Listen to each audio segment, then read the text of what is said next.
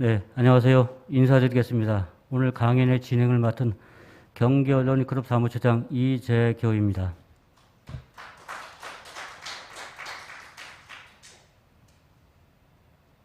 네, 강연회를 코로나 때문에 한 20개월 만에 개최하게 됐는데요. 건강한 모습으로 뵙게 돼서 너무 고맙습니다. 오늘 인문학 강연은 마스크를 낀 채 진행을 하고요. 핸드폰은 진동으로 좀 전환해 주시기 바랍니다. 그럼 지금부터 경기언론클럽 제94회 강연회를 시작하도록 하겠습니다. 먼저 국민의례가 있겠습니다. 자리에서 일어나서 단상의 국기를 향해 주시기 바랍니다. 국기에 대한 경례.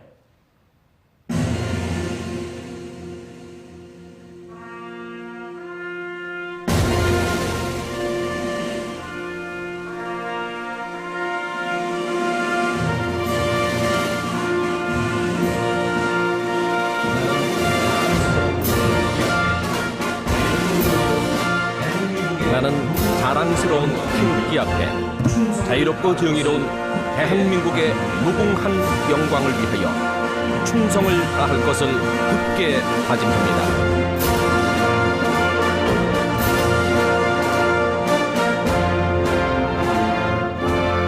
바로 자리에 앉아주시기 바랍니다.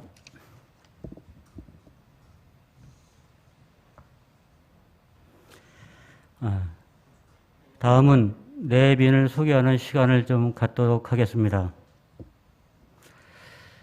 스타 강사라는 말을 많이 들어보셨을 것 같습니다. 오늘 강연 들어보신 분이 바로 그런 스타 강사이십니다. 아주대학교 박형주 총장님을 큰 박수로 환영해 주시기 바랍니다.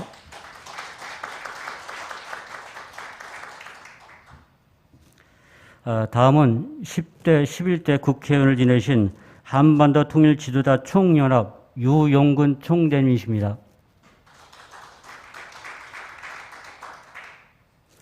다음은 경조대왕 기념사업회 유동준 회장이 오셨습니다. 다음 우호태 전 화성시장께서 오셨습니다.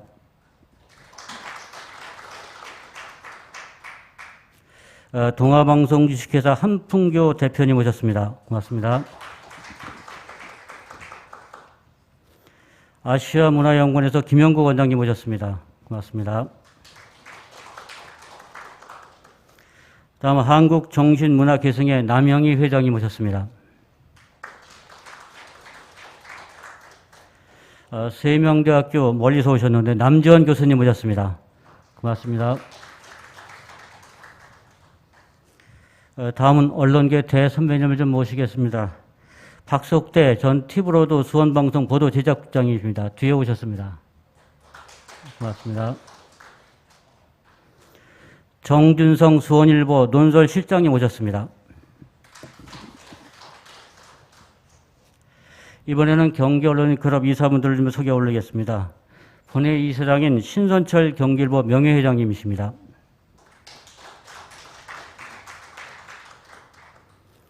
다음은 경기도 언론인장학회 홍기현 이사장이 오셨습니다.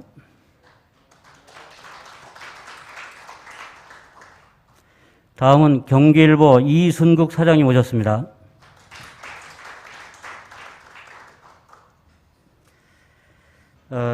오늘 행사를 준비한 경기언론인클럽 운영위원들도 소개해 올리겠습니다. 가나다선입니다. 본회 운영위원장인 유재명 OBS 경인TV 보도국장입니다. 김학석 경인일보 편집국장이 모셨습니다. 저 뒤에 계십니다. 엄득호 중부일보 편집국장입니다. 다음은 이용성 경기일보 편집국장입니다. 제가 먼저 소개를 못 해드린 분이십니다. 민주평통 수원시협의회 양홍석 수석 상임 고문이 오셨습니다. 모든 분을 다 소개해드리지 못한 점 양해드리고요. 이어서 본회 신선철 이사장님께 인사말을 청해 듣는 시간을 갖도록 하겠습니다.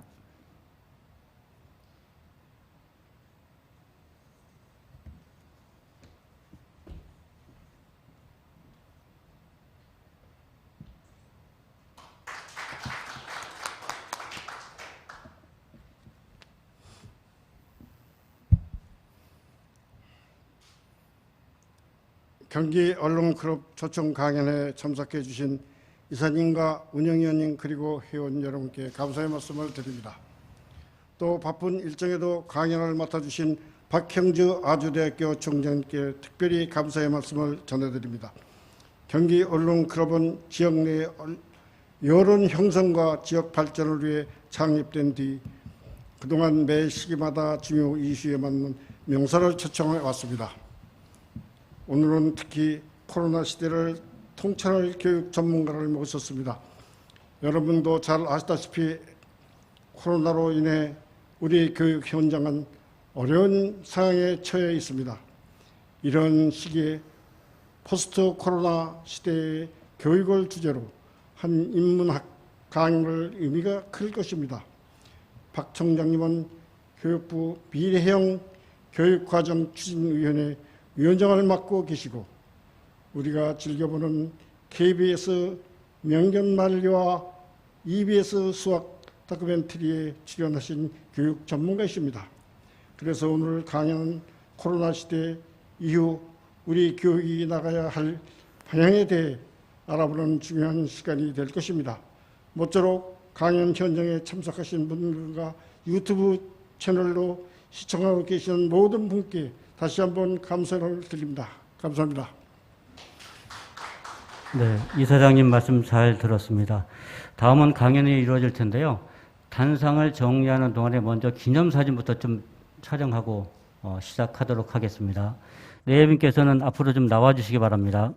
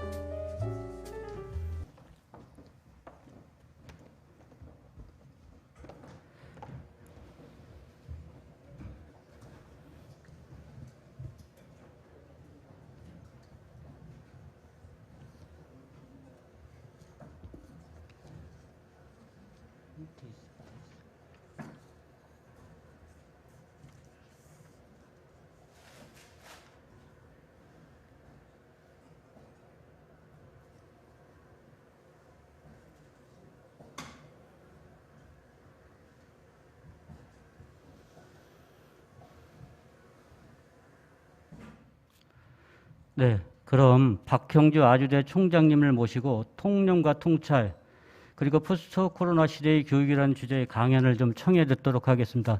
큰 박수로 단상으로 모시겠습니다.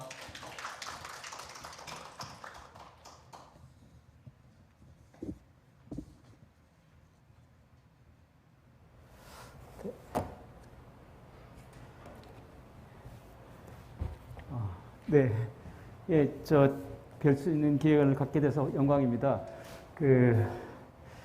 요즘 이제 코로나라는 게 이제 뭐 정말 1년 넘게 저희가 이전에 겪어보지 못한 삶을 살고 있는데요.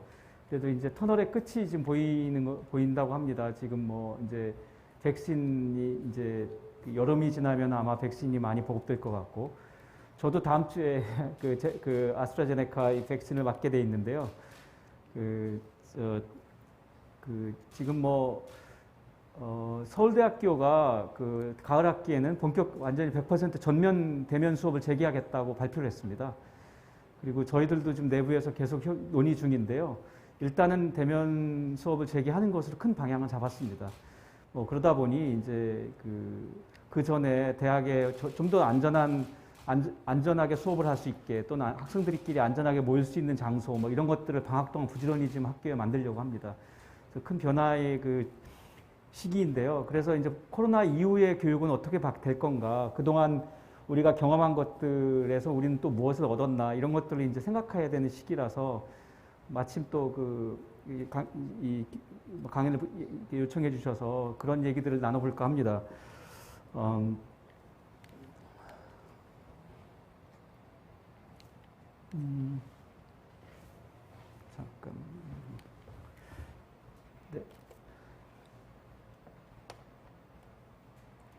네.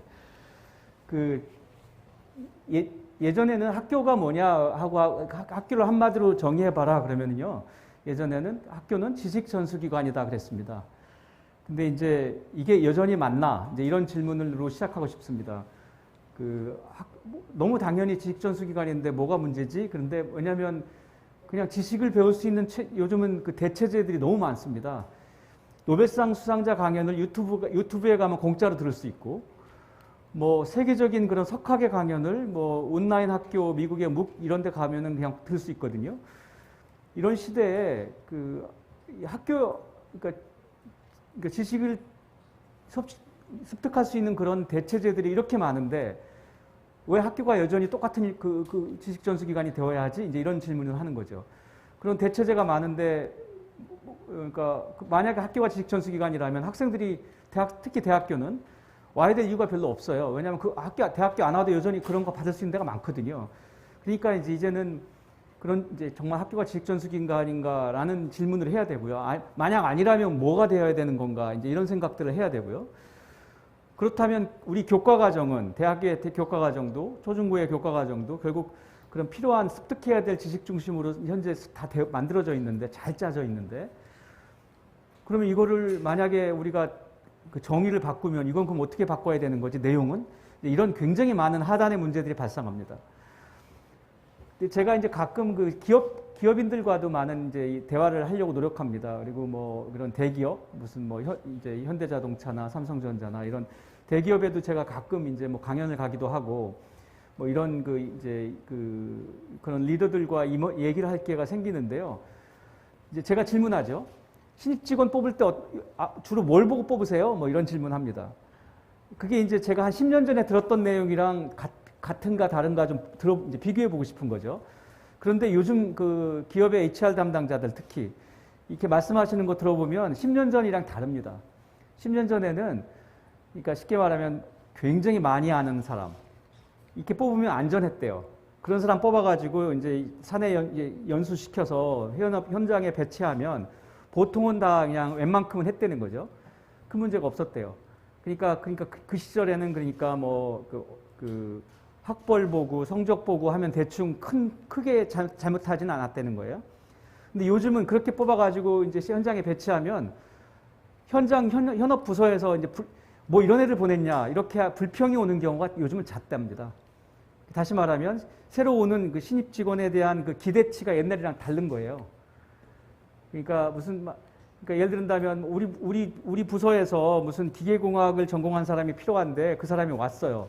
근데 그 프로젝트가 끝났어. 그런 다음에 새로운 프로젝트 또 할 건데 거기서는 또 이번에는 무슨 전자공학 한 사람이 필요해요. 근데 그럼 기존에 하던 그 사람이 새로운 기술을 배워서 그 프로젝트를 해야 되는 거예요. 요즘 시절은. 그러니까 새로운 분야로 이전이 자유로운 사람이 필요한데, 나는 전공이 기계공학인데요 하면서 새로운 거 안 배우려는 사람이 만약 오면 큰 문제가 된대요. 그래서 그러니까 새로운 기술이 너무나 빨리빨리 출현하고 새로운 지식이 너무 빨리 출현하는 시대에는 하나의 전문성만 가진 사람이 굉장히 리스크가 된답니다.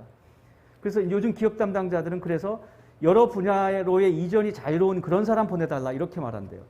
그래서 HR 담당자들은 신입 직원 뽑을 때 그럼 뭘 보고 뽑아야 하지? 그걸 어떻게 테스트해야 되는 거야? 이런 고민을 한다는 거예요. 그래서 이제 이런 요구가 이제 학교로 오는 거예요. 학교에서는 그럼 그런 애들을 어떻게 가르치지? 이제 이런 고민을 하게 되는 거죠. 새로운 걸 빨리빨리 배우는 사람을 이제 앞으로는 이제 배출해야 되는데, 결국은 무슨 말인 거 아니?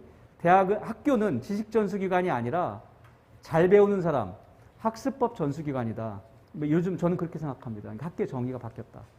잘 배우는 사람 가르치는 거, 내보내는 게 학교가 해야 될 일이 돼버렸어요. 그래서 그런 기업에서는 새로운 프로젝트를 해야 되고 새로운 제품을 개발해야 되는데 그런 걸 하려면 그 과정에서 많은 문제가 발생하는데 그런 문제들을 그때그때 잘하는 사람.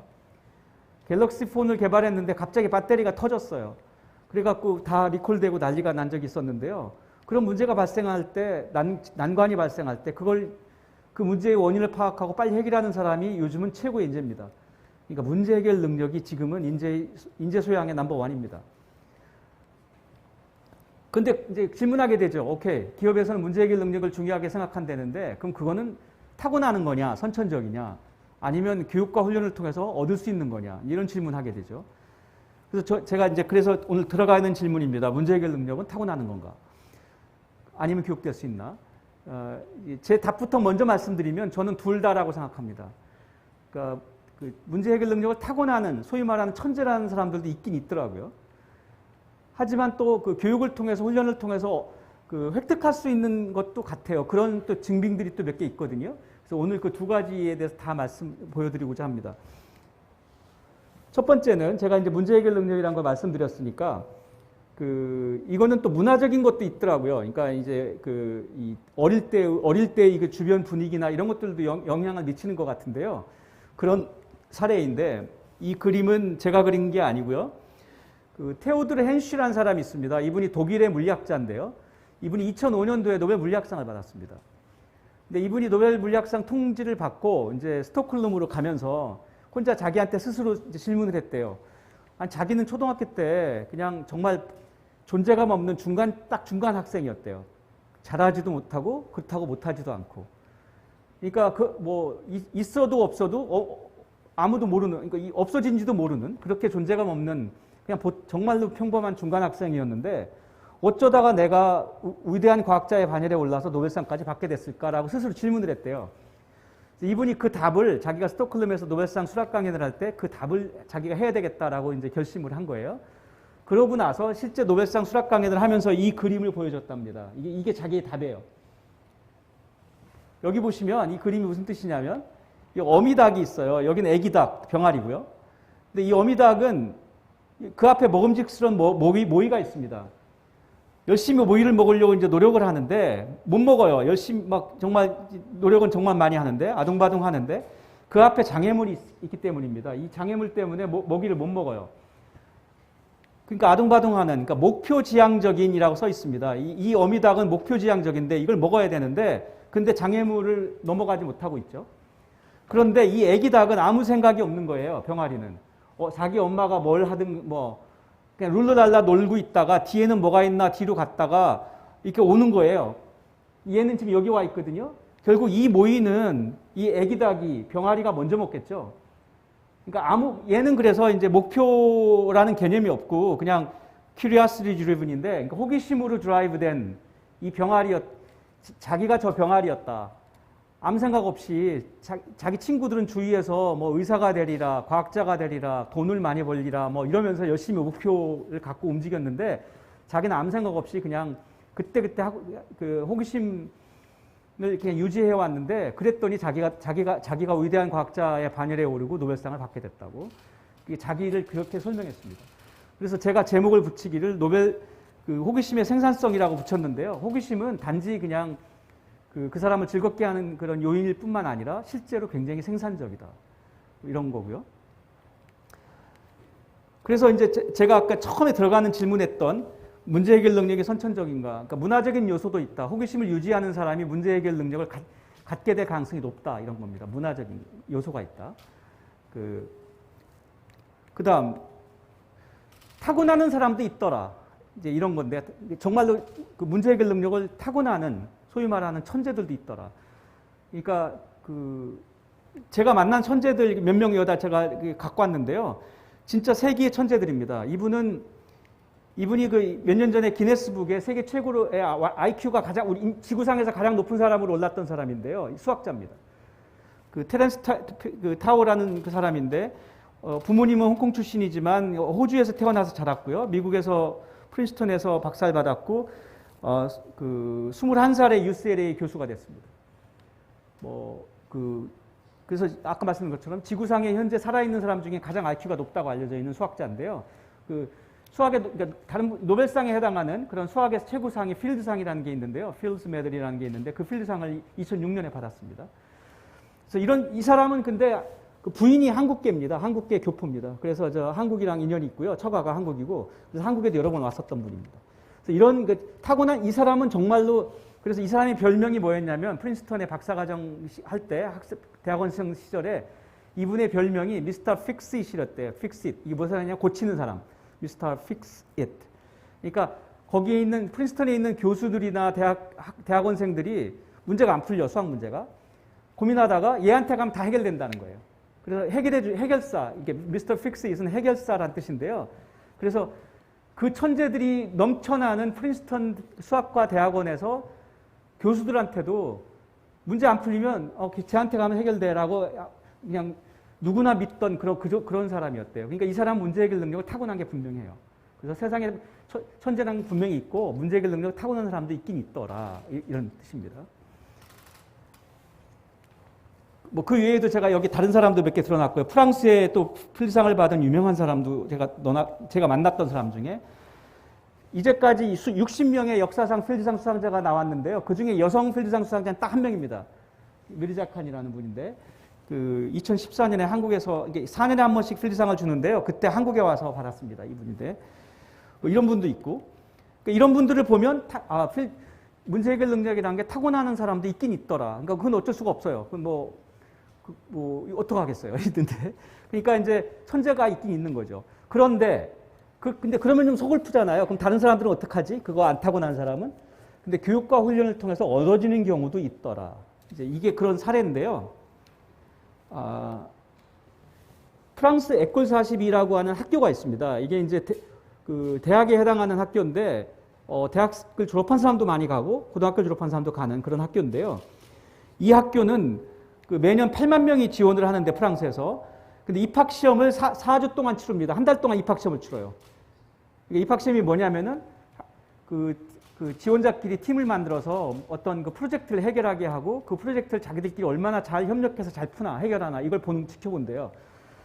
그러니까 아무리 천재라도 다른 사람들이랑 잘 협력 못하면 그냥 자르고, 그래서 협업 능력과 인성을 주로 본다고 합니다. 그렇게 해가지고 3,000명을 선발한답니다. 매년 3,000명을 선발해요. 그렇게 3,000명을 선발한 다음에 교수가 없어요, 여기는. 그러니까 학생들이 알아서 자기들이 배워야 되고요. 대신에 학교가 뭘 제공하냐면, 기존의 기업들 있잖아요. 유명한 회사들. 애플, 삼성, 이런 회사들에서 이전에 이미 했던 그 회사의 프로젝트들이 있을 거 아니에요. 갤럭시 전화기를 만들었든, TV를 만들었던 어떤 프로젝트들이 있을 텐데, 그 프로젝트들을 기업들에서 이제 도네이션 받아가지고 잔뜩 이제 갖고 있대요. 그래서 그걸 학생들한테 공개한답니다. 자, 이 중에 하나 골라가지고 그걸 니네끼리 다시 문제를 해결해 보라고. 그래가지고 프로젝트를 시키는 거예요. 쉽게 말하면. 프로젝트 잔뜩 제공한 다음에. 그 과정에서 이제 프로그램 모르는 사람들은 근데 마지막 보고서는 프로그램으로 짜가지고 제출해야 된대요. 결과물은 프로그램으로 내야 돼요. 코딩으로. 그러니까 코딩 모르는 사람들은 이거 하면서 이제 배우는 거예요. 자, 이게 결국 전통적인 교육이랑 뭐가 다르냐면, 전통적인 교육은 먼저 공부하고, 그런 다음에 공부한 걸 갖고 문제를 풀잖아요. 이 학교는 거꾸로입니다. 먼저 문제를 주고, 문제를 해결하는 과정에서 필요한 걸 공부합니다. 그러니까 학습과 문제 해결의 순서가 거꾸로 된 거예요.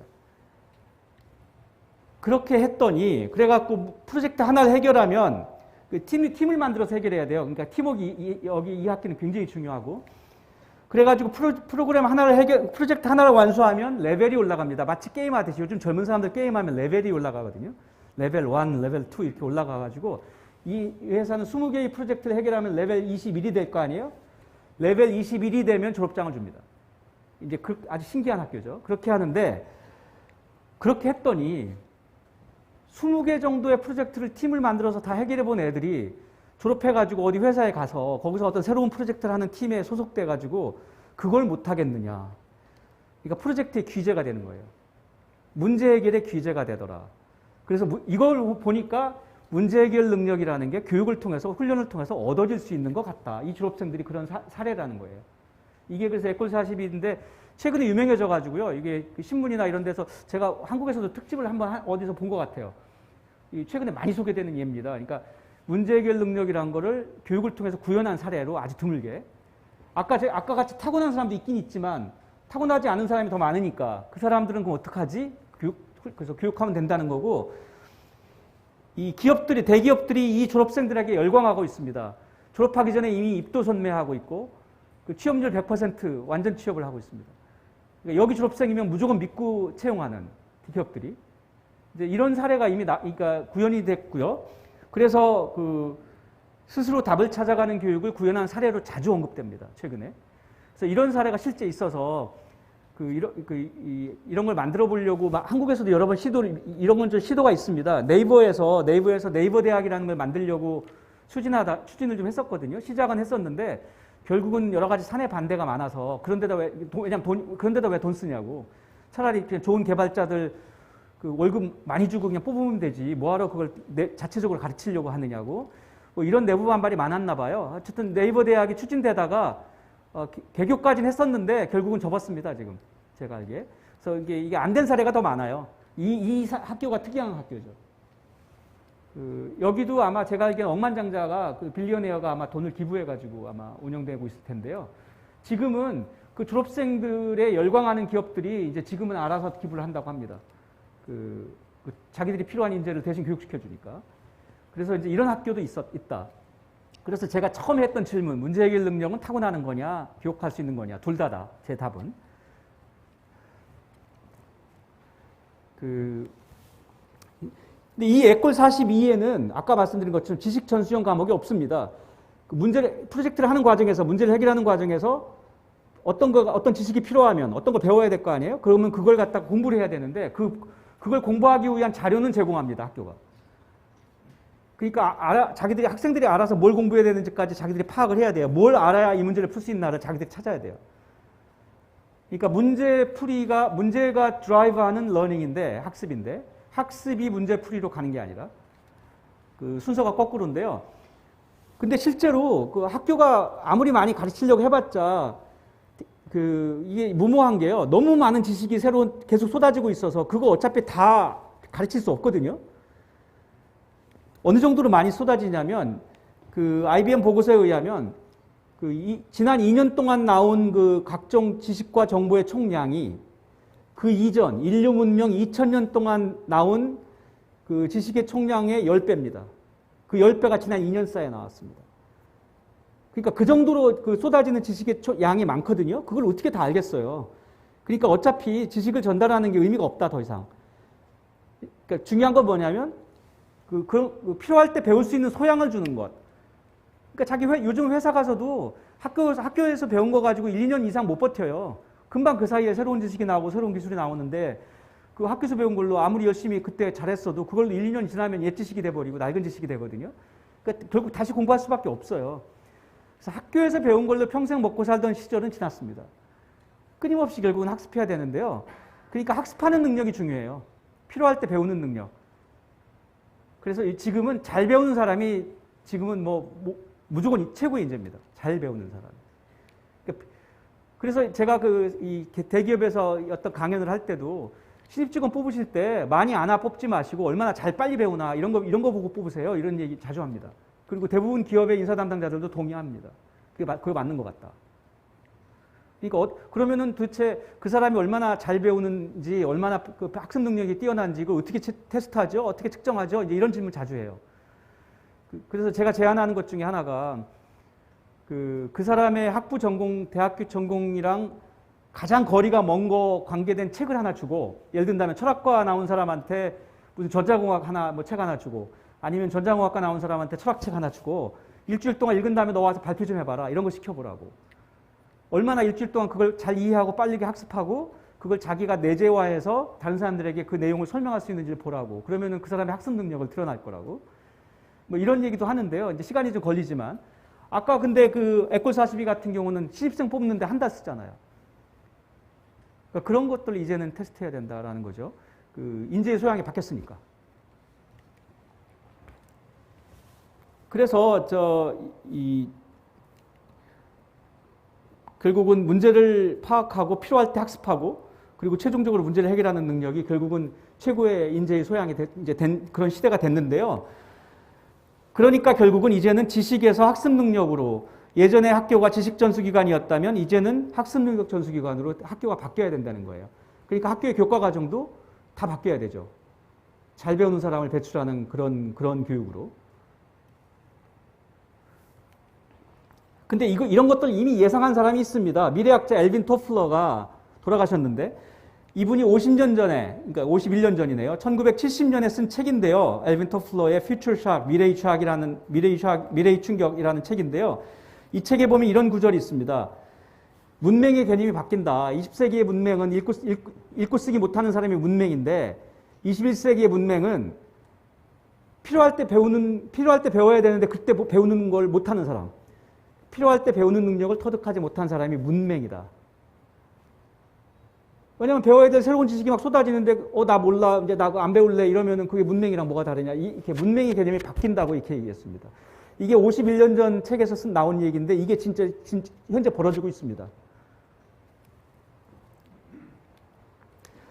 그래서 그 레빈 토플러가 한 말이 필요할 때 그러니까 배우는 법을 못 배운 사람, who has not learned how to learn, 그러니까 배우는 법을 못 배운 사람이 문맹이다 이렇게 얘기했는데 배우는 법을 배운다는 표현이 등장해요. 그러니까 배우는 법도 이제는 배워야 된다, 학습법을 배워야 된다 이런 뜻인데요.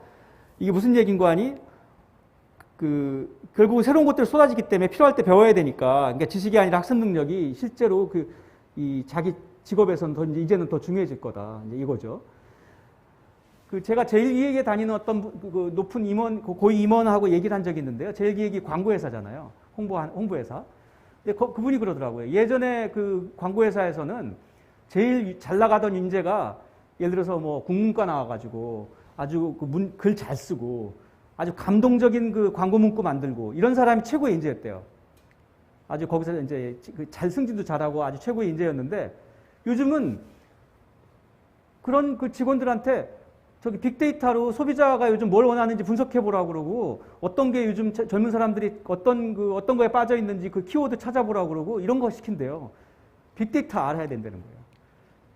똑같은 직역인데도 그 직업에서 필요한 소양이 바뀐 거예요.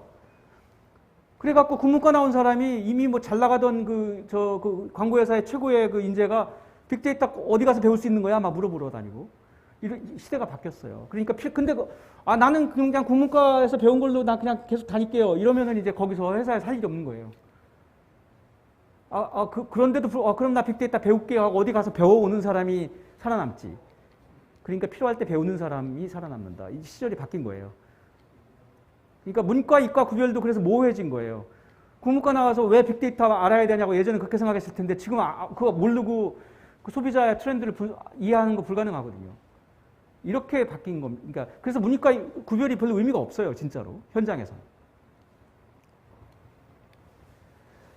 기업이 그래서 이미 세상의 21세기의 특징 중에 하나가 옛날에는 혁신의 산지가 대학인 경우가 많았어요. 새로운 기술이 대학에서 만들어지고 새로운 개념이 대학에서 만들어지는 경우가 많았는데 지금은 그 변화의 중심이 기업인 것 같습니다.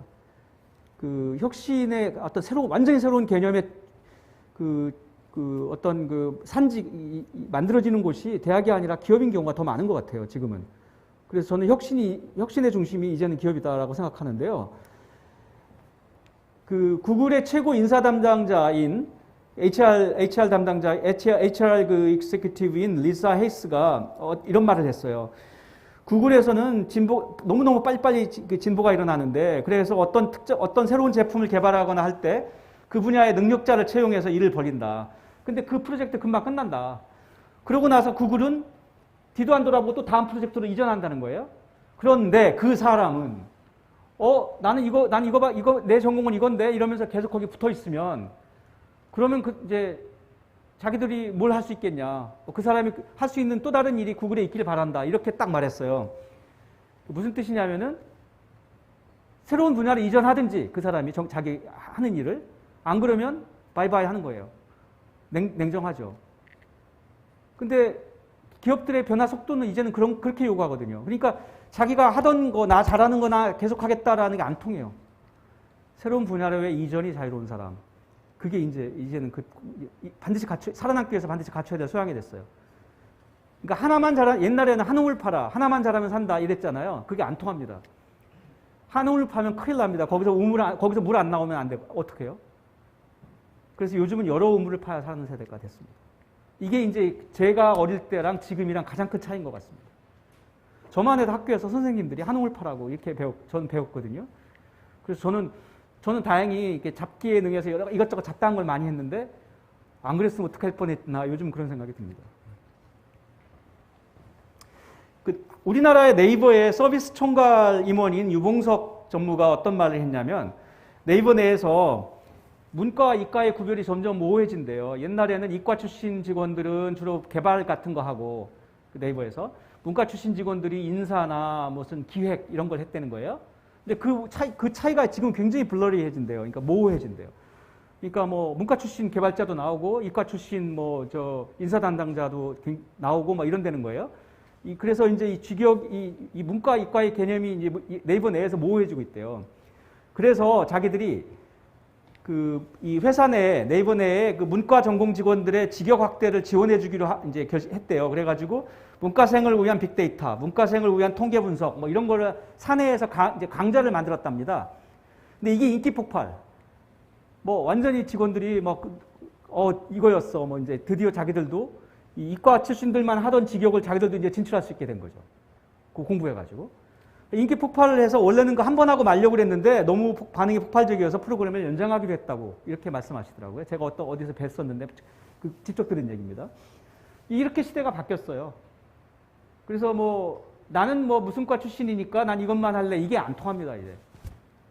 그게 큰 변화. 그 다음에 그래서 이걸 보고 현재 이 온라인 학교를 보통 MOOC이라고 합니다. MOOC. 영어로는 이제 Massively Open Online Courseware의 약자인데 일단은 그게 이제 대량 온라인 교육을 제공하는 그런 온라인 학교를 보통 말하는 건데요. 일반적으로 대학인데요. 대학 말고도 하여간 MOOC인데 세계 최대의 MOOC 기업이 콜세라, 미국의 3대 MOOC 기업이 있습니다. 콜세라.com하고 콜세라하고 edX하고 하나 더 있는데 그 세 개인데요. 근데 이 콜세라가 세계 최대 온라인 대학이에요. 근데 이 대학에 가보면 사이트 가보시면 콜세라.com 가보시면 자기네 탑 10 인기 과목이 쫙 리스트가 있어요. 여기서는 수만 개의 과목을 제공하거든요. 근데 그 중에 탑 10 인기 과목이 있는데 그 탑 10 인기 과목에 지난 5년 동안 지속적으로 랭크되는 과목이 하나 있습니다.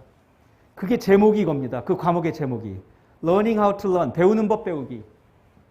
배우는 법, 학습법을 가리키는 과목이 탑 10 인기 과목에 5년 동안 지속적으로 들고 있어요. 제가 이 숫자는 그동안 175만 명이 들었다는 건 이게 작년인가 제가 조사했던 숫자고 얼마 전에 제가 다시 가서 봤더니 250만 명이 들었대요. 이제까지. 250만 명이 이 과목을 온라인으로 수강했답니다. 그러니까 배우는 법을 알아야 새로운 거 나올 때 배울 수 있는데 그걸 아예 가리키는 과목이 출현하기 시작했고 그게 최고의 인기 과목이 그러니까 얼마나 세상이 바뀐 겁니까? 그래서 저희들도 우리 대학도 이거 해야 되나 이런 생각하고 있어요. 왜냐하면 배우는 법을 배운다는 게 그만큼 중요해졌다는 뜻입니다. 그 다음에 이제 제가 비슷한 단어를 갖고 통념과 통찰이라는 게 비슷한 단어잖아요. 근데 그 두 개 사이 통념이라는 건 말 그대로 남이 말한 거 다 믿는 거 이런 건데 이제 제가 생각하는 통찰은 어떤 데이터의 의미를 읽어내고 그것으로부터 어떤 결론을 끄집어내는 능력 이런 걸 말하는 건데요. 제가 생각하는 인사이트죠. 제가 생각하는 사례를 몇 개 들까 합니다. 그러니까 이 통념에서 벗어나서 어떤 혁신을 일어난 사례들인데요. 첫 번째 사례가 헐리우드와 소학의 만남 사례인데 잘 모르실 거예요. 이분이 란 페드큐라는 UCLA 미국 LA에 있는 UCLA에서 응용 수학으로 박사학위를 받았고 지금은 스탠퍼드 대학의 전산학과 교수입니다. 란 페드큐라는 분이. 근데 이분이 아카데미 기술상을 2번 받았습니다. 그래서 우리가 아카데미 상을 2번 받은 수학자라고들 하거든요. 그래서 이분이 근데 왜 멀쩡하게 수학자이고 거기다가 명문대학의 교수인데 왜 아카데미 상을 받았을까? 남이 안 한 걸 했기 때문인데요. 그러니까 통념에서 벗어났기 때문인데요. 이분이 그 아카데미상을 받은 그 주 공적은 이 영화인데 캐리비아의 해적입니다. 그 캐리비아의 해적은 그 공전의 히트를 기록한 세계적인 영화 시리즈인데요. 지금 아마 벌써 5편인가 6편이 나왔을 텐데요.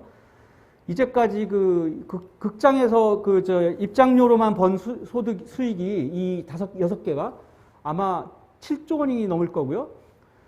거기다가 이제 다운로드니 무슨 캐릭터 판매니 이런 걸로 해가지고 총 번 돈 20조가 넘습니다. 그러니까 무지막지하게 성공한 영화입니다. 역사상 가장 성공한 영화 30개 영화에 듭니다. 그 입장료 수익으로 역사상 아직까지도 넘버원 기록을 갖고 있는 거가 바람과 함께 사라지다입니다. 아직도 넘버원입니다. 지금 지금의 시세로 이렇게 바꿨을 때 지금도 넘버원이고요. 역사상 그 입장료 수익, 그러니까 나중에 캐릭터 판매니 뭐니 이런 거 빼고 입장료만 갖고 그러니까 박스오피스 수익이라고 하는데요. 입장료 수익만 갖고 따져가지고 역사상 넘버원이 아직도 바람과 함께 사라지다고 넘버 2가 아바타르입니다. 그 아바타라는 거 있었죠? 왜 그게 현재 넘버 2일 겁니다. 그리고 이 영화가 캐리비아 해적 중에 하나가 아마 넘버 한 5인가 6인가가 거기에 듭니다.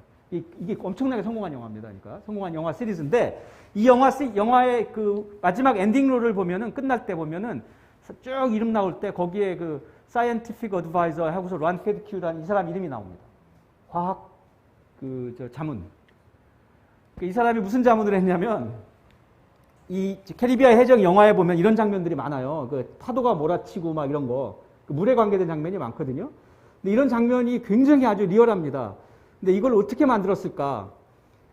뭐 컴퓨터 그래픽스 뭐 CG로 했겠지, 그죠? 대부분 다 10중 8구 다 그렇게 생각하는데요. 이 보통의 컴퓨터 그래픽스로 한 게 아닙니다.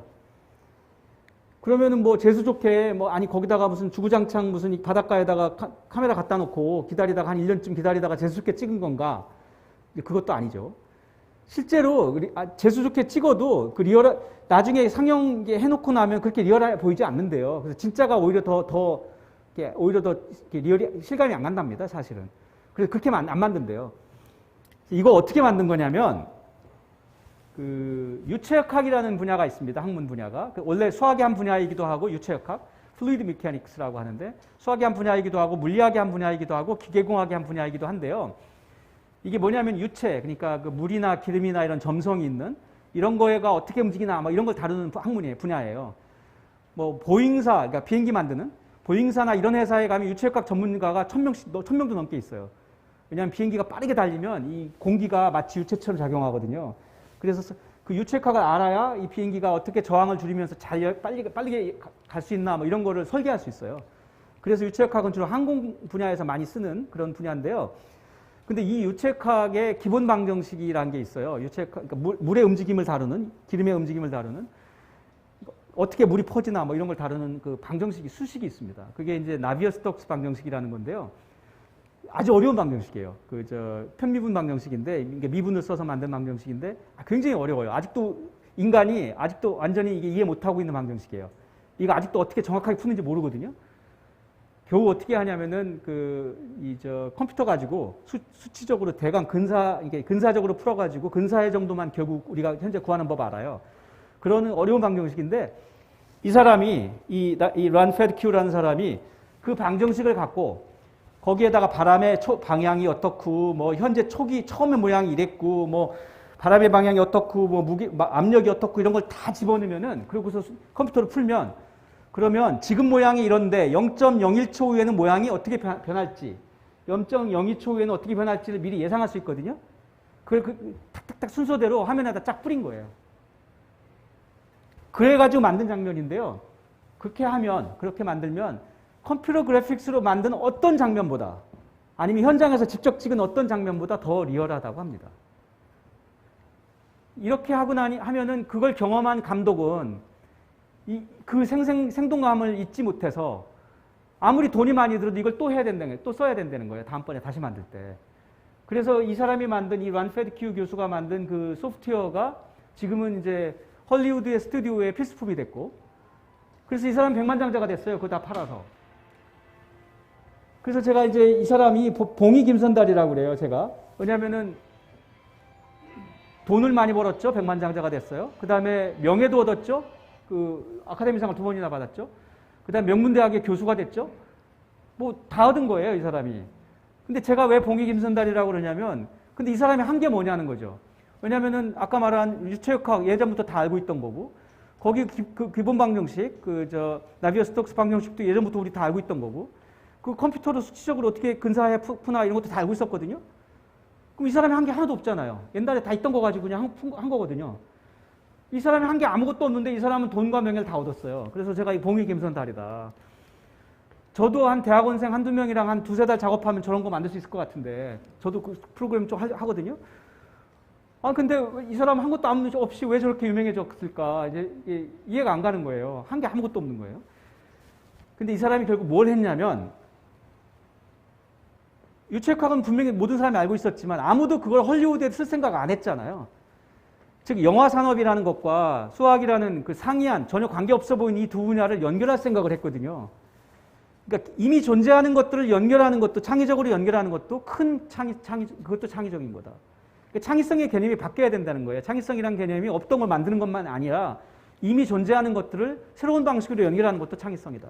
이 사람은 그렇게 해서 성공한 사람이죠. 그래서 문제 해결에 지금 사례들을 들고 있는데요. 통념에서 벗어났어요. 영화 산업은 뭐 컴퓨터 그래픽스로 이런 식으로 하는 거야. 뭐 이 통념에서 벗어나서 완전히 새로운 방식을 이제 생각해낸 건데, 근데 그것들은 다 이미 있던 것들이다. 만약에 그래서 저는 다른 분야, 남의 분야에서 무슨 일이 일어나는 거를 끊임없이 봐야 된다. 그래야 그쪽에서 일어난 혁신을 내 분야에 가져오기도 하고, 이 사람이 그렇게 한 거죠. 수학에서 일어난 혁신을 영화 산업으로 가져간 거잖아요. 그래서 서로 상이한 분야를 연결하면 혁신이 생긴다라고 생각합니다. 그래서 저 아주대학교의 슬로건을 바꿨습니다. 그래서 Connecting Minds인데 연결지성인데요. 서로 다른 분야를 연결하는 그런 소양을 가진 학생들을 배출하겠다. 이런 뜻을 담고 있습니다. 하나만 잘하는 학생이 아니라. 금융투자와 수학을 연결해서 성공한 사람도 있어요. 이 사람인데 제임스 사이먼스라는 사람인데 원래 유명한 수학자였습니다. 그 하버드 대학의 수학 교수였고 스토니브룩 수학과를 설립한 파운딩 체어였는데, 근데 이분이 이제 수학을 어느 날 간두고 그 투자 회사를 만들었어요. 그래갖고는 이제 처음에는 환투자, 커런시 트레이딩을 했다가 지금은 이제 그 헤지 펀드로 성공했는데, 이분이 만든 회사가 렌상스 테크놀로지라고 하는 그 헤지 펀드 회사인데요. 이 회사가 만든 그 펀드가 이제 메달리언 펀드라는 거예요. 그러니까 투자 이제 펀드인데, 이 메달리언 펀드는 지금 거의 40년 됐는데 40년 동안 단 한 해도 적자를 기록한 해가 없습니다. 그리고 오히려 위기에 강한 펀드, 그러니까 옛날 금융위기 때 거의 모든 펀드들이 다 적자 기록할 때인데, 그때 이 펀드는 그해 수익률이 80%가 넘었습니다. 그러니까 무지막지. 근데 이 회사는 철저하게 인간의 판단을 배제하고 수학적 방식으로 투자합니다. 프로그램으로. 근데 그렇게 해가지고 그 역사상 가장 높은 수익률을 40년 동안 내고 있어요. 그래서 지금 그 소위 말하는 정량 투자, 그러니까 퀀트, 정량 분석이라는 개념을 월스트리트에 도입한 그 선구자인데요. 현재 살아있는, 지구상에 생존해 있는 가장 위대한 정량 투자자라고 얘기합니다. 그러니까 이분도 결국은 금융이라는 분야와 수학이라고 하는 상이한 분야를 연결할 생각을 해서 성공한 사람입니다.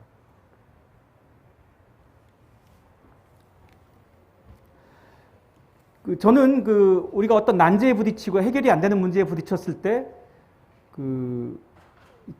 데이터에서 답을 찾아야 된다고 생각하는데요. 이 책에 이제 제가 이 책을 이제 재작년에 우리 학생들과 제가 한 달에 한 번씩 그 총장 북클럽이라는 걸 합니다. 그래서 우리 학생들과 같이 책을 한 권 선정해서 같이 이제 한 달에 한 번씩 모여가지고 같이 읽거든요. 그래서 어제도 그걸 했는데, 이번 달 거. 근데 이제 2년 전인가 한번 거기서 읽었던 책이 이 책이에요. Factfulness라는 책인데요. 제가 그래서 일독을 권하는 책인데, 이게 미국의 오바마 전 대통령이 그 사람들에게 가장 강추하는 책입니다. 오바마가 강추하는 책, Factfulness라는 책인데요. 이 데이터를 들여다보면 이 세상의 문제의 답이 이제 거기 숨어 있다. 문제의 원인도 거기 숨어 있고 답도 거기 숨어 있다. 이런 철학을 담고 있어요. 근데 이 책에서 보면 우리가 검증 없이 얼마나 많은 것들을 의심 없이 믿고 있는가, 그 통념의 그런 위험성을 얘기하고 있는데요. 그 중에 사례를 이런 거 들고 있어요. 예를 든다면 우리는 전쟁의 파괴성에 얼마나 많은 영화와 소설과 이런 것들이 전쟁의 위험성을, 전쟁의 파괴성을 다룹니까? 하지만 그 질병의 위험을 훨씬 더 과소평가해 왔거든요. 요즘 코로나가 이제 코로나 시대를 거치면서 우리도 이제 생각이 많이 바뀌긴 했지만 예전에는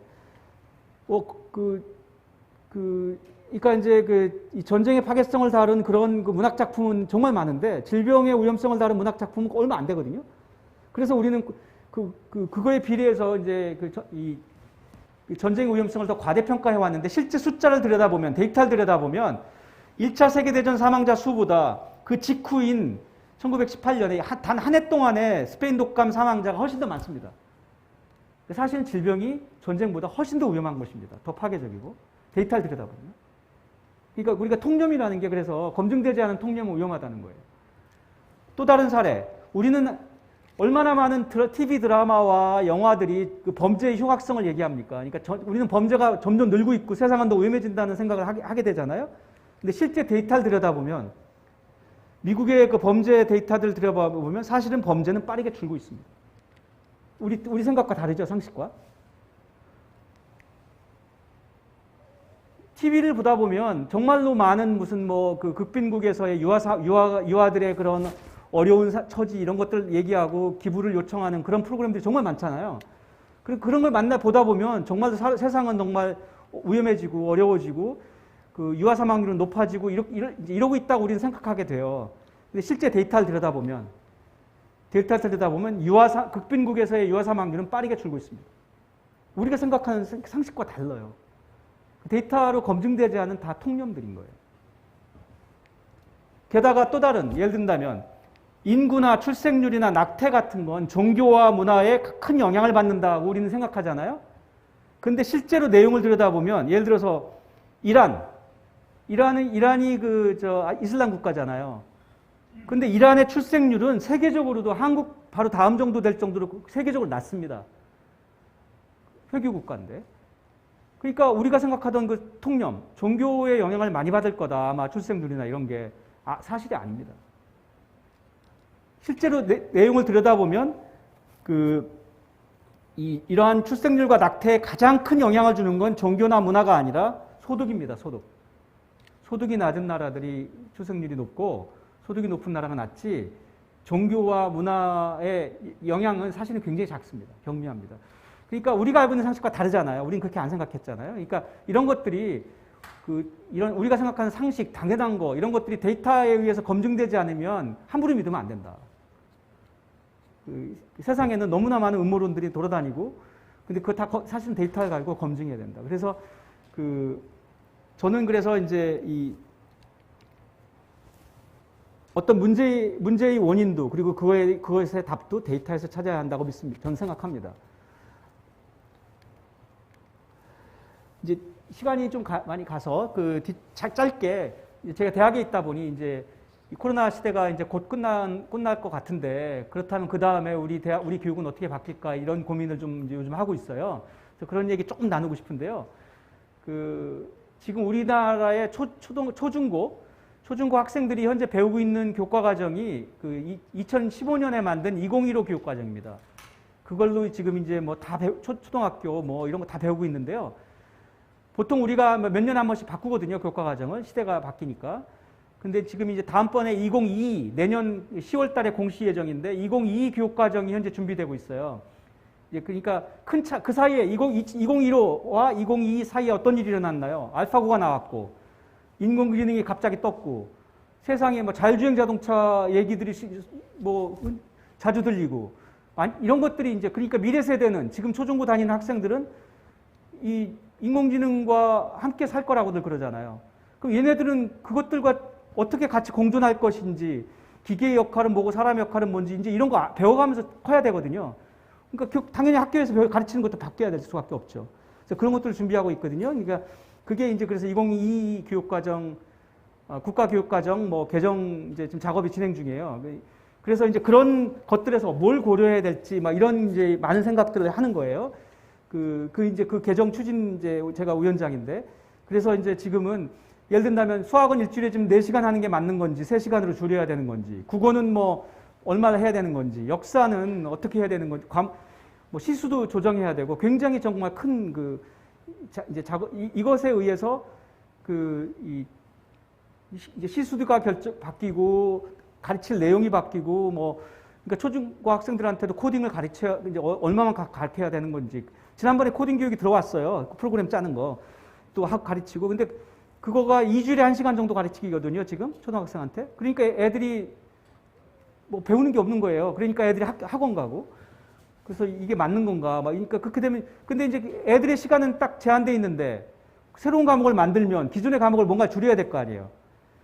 근데 기존의 과목 또 그 교사들은 절대 반대하죠. 그 시간이 줄면 또 교사 숫자가 줄게 되고, 뭐 그래서 저는 그래서 뭐 다른 거 다 있고 어른들 생각하지 말고 학생 중심으로 생각해야 된다고 생각합니다. 걔네들한테 정말 필요한 거 가르쳐야지, 교사가 이 과목이 교사가 더 많으니까 이거 더 가르치자, 이거 안 되잖아요. 그래서 그 어른의 논리를 탈피하고 아이들 중심으로 정말 생각해야 될 시기, 그렇게 해서 이 타협안을 만들어내야지. 지금 굉장히 갈등이 심합니다, 현재 그 작업하는데. 근데 결국 제 생각에는 그게 어른 중심 생각인 것 같아요. 그러니까 그래서 저는 정말 우리가 피해야 되는 거, 아까 말씀드린 것처럼 이 과목이 교사가 많으니까 그거 더 가르치자, 이거는 정말 우리 그렇게 생각하면 안 될 것 같아요. 그 어른들 얘기지. 그래서 그런 이 환경이 변하고 가르칠 내용이 바뀌는데, 그럼 대학은 어떻게 바뀌어야 되나? 그 초중고가 큰 작업이 진행 중인데 대학은 뭘 바꿔야 되나? 대학의 위기 얘기인데요. 우리나라에서 이제 대학의 위기 얘기할 때 항상 빠지지 않고 나오는 얘기는 학령 인구 감소잖아요. 이 학교 다니는 학령 인구가 주니까 대학에 들어갈 애들이 줄고, 그러니까 지금 지방대에서 이미 그 정원을 다 못 채우는 대학들이 다수 나오고 있고, 큰일 났다 이런 얘기 하고 있는데요. 그럼 이게 우리나라만 그런 건가? 이런 생각도 들잖아요. 외국은 어떻지? 학령 인구 감소는 외국에는 별로 없대는데 그럼 외국은 괜찮나? 이런 걸 우리가, 그래서 현재 언론에 주로 나오는 얘기들은 다 우리나라, 그러니까 한국만의 얘기. 학령 인구 감소. 그러니까 마치 현재 대학의 위기가 한국만의 위기인 것처럼 생각하고 이렇게 나오거든요. 저는 그게 사실이 아니라고 생각합니다. 그 말씀 조금 드리고 싶은데요. 글로벌 이슈가 있고 로컬 이슈가 있다. 그러니까 국제적인 이슈가 있고 다른 나라도 겪는 우리나라만의 이슈도 있고, 이 두 개를 같이 봐야 된다고 저는 생각합니다. 현재 언론에서 나오고 있는 건 주로 우리나라만의 이슈가 좀 더 많은 것 같아요. 그렇게 되니까 문제의 단편만 보게 되죠. 부분만. 우리나라만의 이슈는 다 아시는 거예요. 이게 학령 인구 표거든요. 이게 지금 그 학령 인구라는 게 여기 보면 5살에서 5세에서 21세까지 이게 학령 인구로 보통 봐요. 그래서 5세에서 21세까지의 그 인구예요. 이게 한국의 인구. 그게 1980년대 1400만에서 그 작년에 770만으로 줄었어요. 그러니까 40년 사이에 학령 인구가 반으로 줄었다. 그러니까 이것만 보면 뭐 큰일 난 거죠. 정말 학교가 옛날만큼 필요하지 않은 게 너무 당연하잖아요. 학령 인구가 이렇게 줄고 있고요. 이거는 한국적인 현상입니다. 외국에서는 일어나지 않고 있습니다. 아직은. 그 다음에 이 표는 조금 이거 뭐냐면요.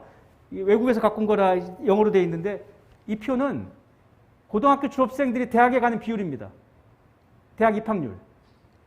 고등학교 졸업생들이 얼마만큼 대학 가나. 여기 보시면 OECD 평균이 고등학생이 대학 가는 비율이 45% 정도 돼요. 그러니까 고등학생 중에 한 45%, 반이 채 안 되게가 대학 갑니다. 이게 OECD 평균입니다. 소위 말하는 그 선진국 평균인데, 세계에서 현재 대학 입학률이 가장 높은 나라가 제일 왼쪽에 있죠. 요거 70%. 고등학교 졸업한 열의 7이 대학 가는 나라가 이게 세계에서 제일 높습니다. 이 나라가 한국입니다. 대입 진학률이 현재 세계에서 넘버1입니다. 한때 80%도 넘은 적이 있어요.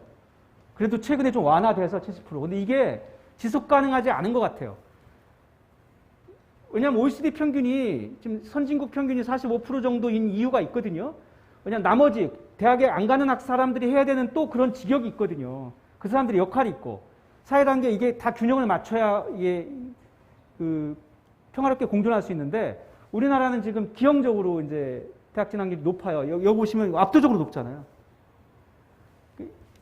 그래서 저는 제가 예상하기로는 시간이 가면서 아마도 우리나라도 OECD 평균 쪽으로 가지 않을까 이렇게 예상하거든요. 시간이 가면서 우리도 점점 이제 그러니까 한국은 학령 인구도 감소하지. 그 와중에 또 대학 진학률도 또 낮아지지. 그러면 이 두 개가 결합되면 대학에 더 안 가겠죠.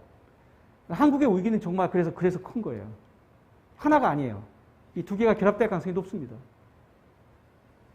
고등학교 졸업한 학생 숫자 자체가 주는데 그 중에 또 열의 7이 아니라 열의 5이 대학에 가기 시작하면 그러면 훨씬 더 줄잖아요. 두 개가 곱하기가 되니까. 그렇고 이런 것들이 다 이제 한국의 위기고 근데 기회도 있습니다. 기회도. 이건 뭐냐면 외국 유학생 비율입니다. 그 나라 학생들 중에 외국 유학생이 얼마나 차지하나. 그 대학교에. 그 비율인데 숫자 보시면 현재 OECD 평균이 여긴데요. OECD 평균이 약 거의 6% 가까이 되죠? OECD 평균이 거의 6% 정도 돼요. 그러니까 그 나라 전체 대학생 중에 6% 정도가 외국 유학생이에요. 선진국 평균은. 가장 높은 나라는 룩셈부르크인데 룩셈부르크는 전체 대학생의 4세의 하나가 외국인 유학생이에요. 5대 하나가 22%. 이런데 한국은 어딨냐면 한국이 여기 어딘데? 여기 있습니다. 한국 여기 있습니다. 한국이 한 2% 조금 넘습니다. 2.1%, 2.2%? 무슨 말이냐면 OECD 평균이 한 6% 되는데 한국은 2% 좀 넘는다. 이게 유학생 비율이. 그러니까 무슨 말이 만약에 우리가 좀 더 시간이 가면서 OECD 평균 쪽으로 우리도 수렴한다고 가정하면 우리나라가 아직은 유학생을 좀 더 받을 수 있는 여지가 있는 걸로 보입니다. 현재 한 3배 정도까지. 그러니까 이것만 놓고 보면. 그래서 이제 이런 거는 우리가 그러니까 우리나라 학생은 줄고 있는데 현재 우리나라가 OECD 선진국 평균에 비하면 아직은 유학생 숫자가 적은 편에 속한다. 이런 뜻입니다. 이런 것들이 그러니까 새로운 또 기회가 될 수도 있겠죠. 여기까지는 한국적인 현상이고 외국은 어떠냐? 외국은 아무 문제가 없나? 무풍지대인가? 거기는 뭐 별로 학령인구 감소 이런 거 별로 특별히 없대는데 그럼 거긴 다 괜찮나? 그렇지 않습니다. 이게 2015년도 기사인데요. 그 허핑턴 포스트의 기사인데 이 제목이 뭐라고 되어 있냐면 그 세계적인 회계기업, 그러니까 다국적 기업인 그 회계 분야, 어카운팅 분야의 다국적 기업인 어른스트 양에서 신입직원을 뽑을 때 이 대학교 학사 학위를 더 이상 요구하지 않기로 했다. 왜냐하면 자기들의 그동안 몇십 년 동안의 HR 데이터를 인사 데이터를 분석해 봤더니 대학교 졸업한 사람과 안 졸업한 사람 사이에 유의미한 차이가 없었다. 그 실적에. 그래서 그 대학교 학사 학위가 성공을 의미한다는 그런 증거가 없기 때문이다. 이렇게 말하고 있습니다. 이게 2015년 기사. 그러니까 대학교 졸업 안 해도 우리 뽑겠다. 2018년도 기사입니다.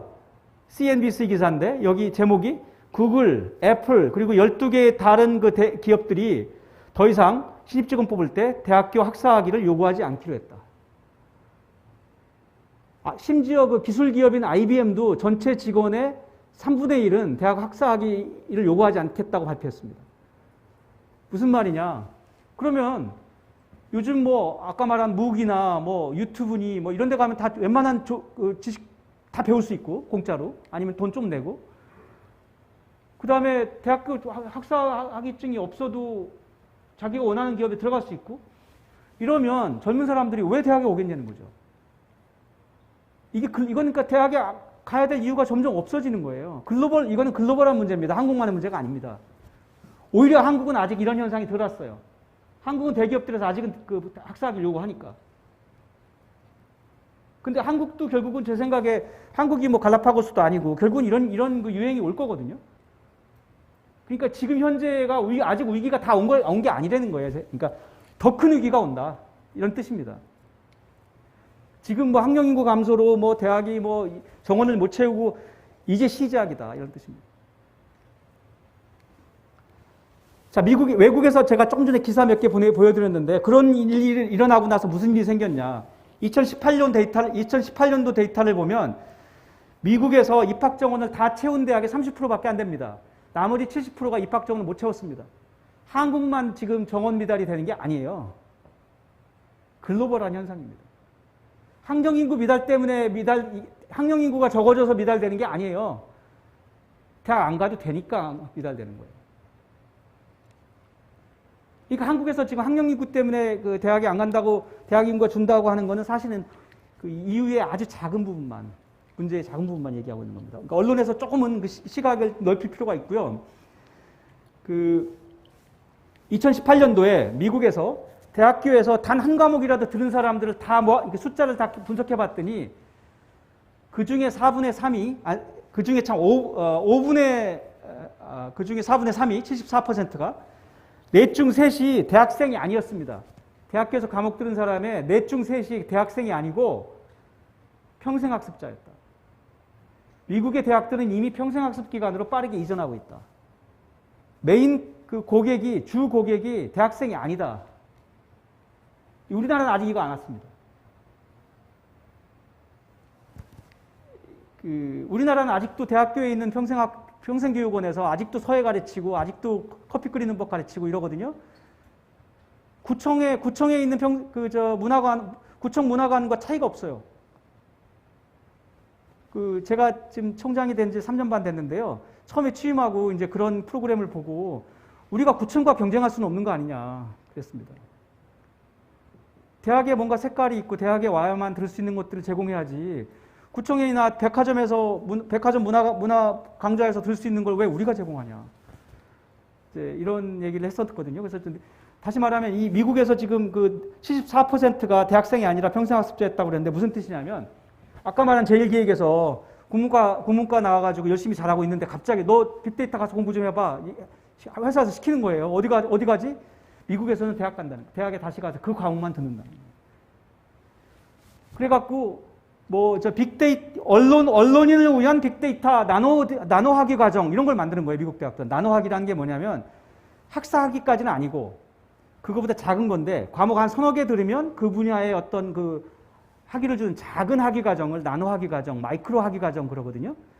요즘 그런 것들이 늘고 있어요. 그러니까 무슨 K 엔터테인먼트 마이크로 학위 과정 그러면은 과목 한 5개 들으면 그쪽 관계된 그러면 외국 그 K 엔터테인먼트에 대한 그 마이크로 학위를 주는 거예요. 졸업장에 마이크로 학위를 써주는 거죠. 이런 것들이 미국은 이런 것들이 지금 굉장히 늘고 있습니다.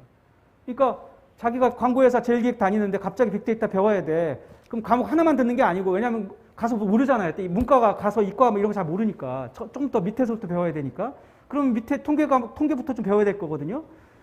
그럼 가면 그 나노학위 과정에서 기초부터 과목 몇 개를 딱딱 가르쳐 주는 거예요. 그 광고 업계를 위한. 그런 나노학위 과정을 만들어가지고. 그럼 가서 자기 그 학위 과정 6개월이든 얼마 하면 3과목 들으면 거기 나노학위를 딱 줘요. 그러니까 나 가서 빅데이터 가서 배우고 왔어요. 딱 회사 가서 주고 실제로 상당히 이제 활용할 수 있고. 이런 것들이에요. 그게 이제 온디맨드 방식의 교육 제공. 필요한 것만 가서 듣는. 그러니까 그래서 나노학위 과정들이 굉장히 많아져 있는 거예요. 대학 입장에서는 새로운 과목을 설계하는 게 아니라 기존에 있는 과목을 잘 모으기만 하면 됩니다. 이거 들으면 당신은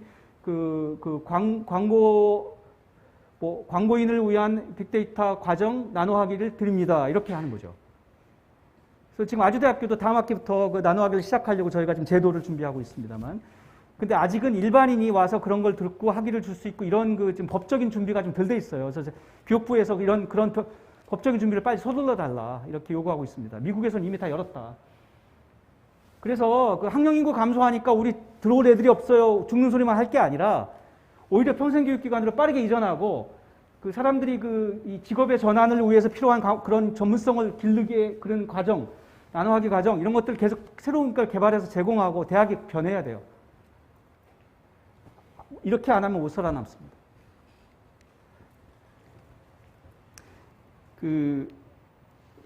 2018년도에 미국과 캐나다에 있는 그 기업들을 대상으로 인사 담당자들을 대상으로 그 인플로이어 서베이를 했더니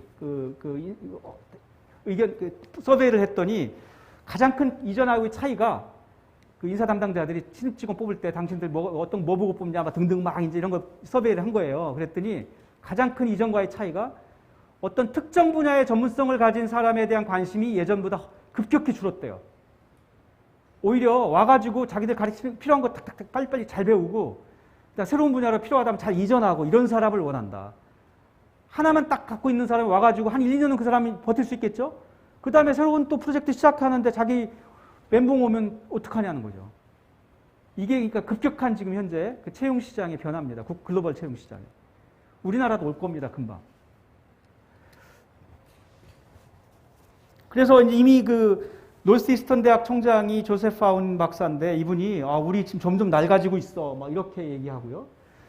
싱가포르 공립대학의 그 총장인 잉타이찬 통장이 이분도 수학자라서 제가 예전부터 잘 알던 분인데요. 지금은 그 NUS 그 싱가포르 공립대학 총장인데 이분은 뭐라고 했냐면 우리 대학교에서 지금 너무 콘텐츠를 많이 가르치고 있어. 자기들이 조사를 해봤더니 싱가포르 공립대학에서 가르치고 있는 과목의 78%는 온라인 어딘가에서 공짜로 다 얻을 수 있더라. 그걸 왜 돈 주고 얘들이 듣냐.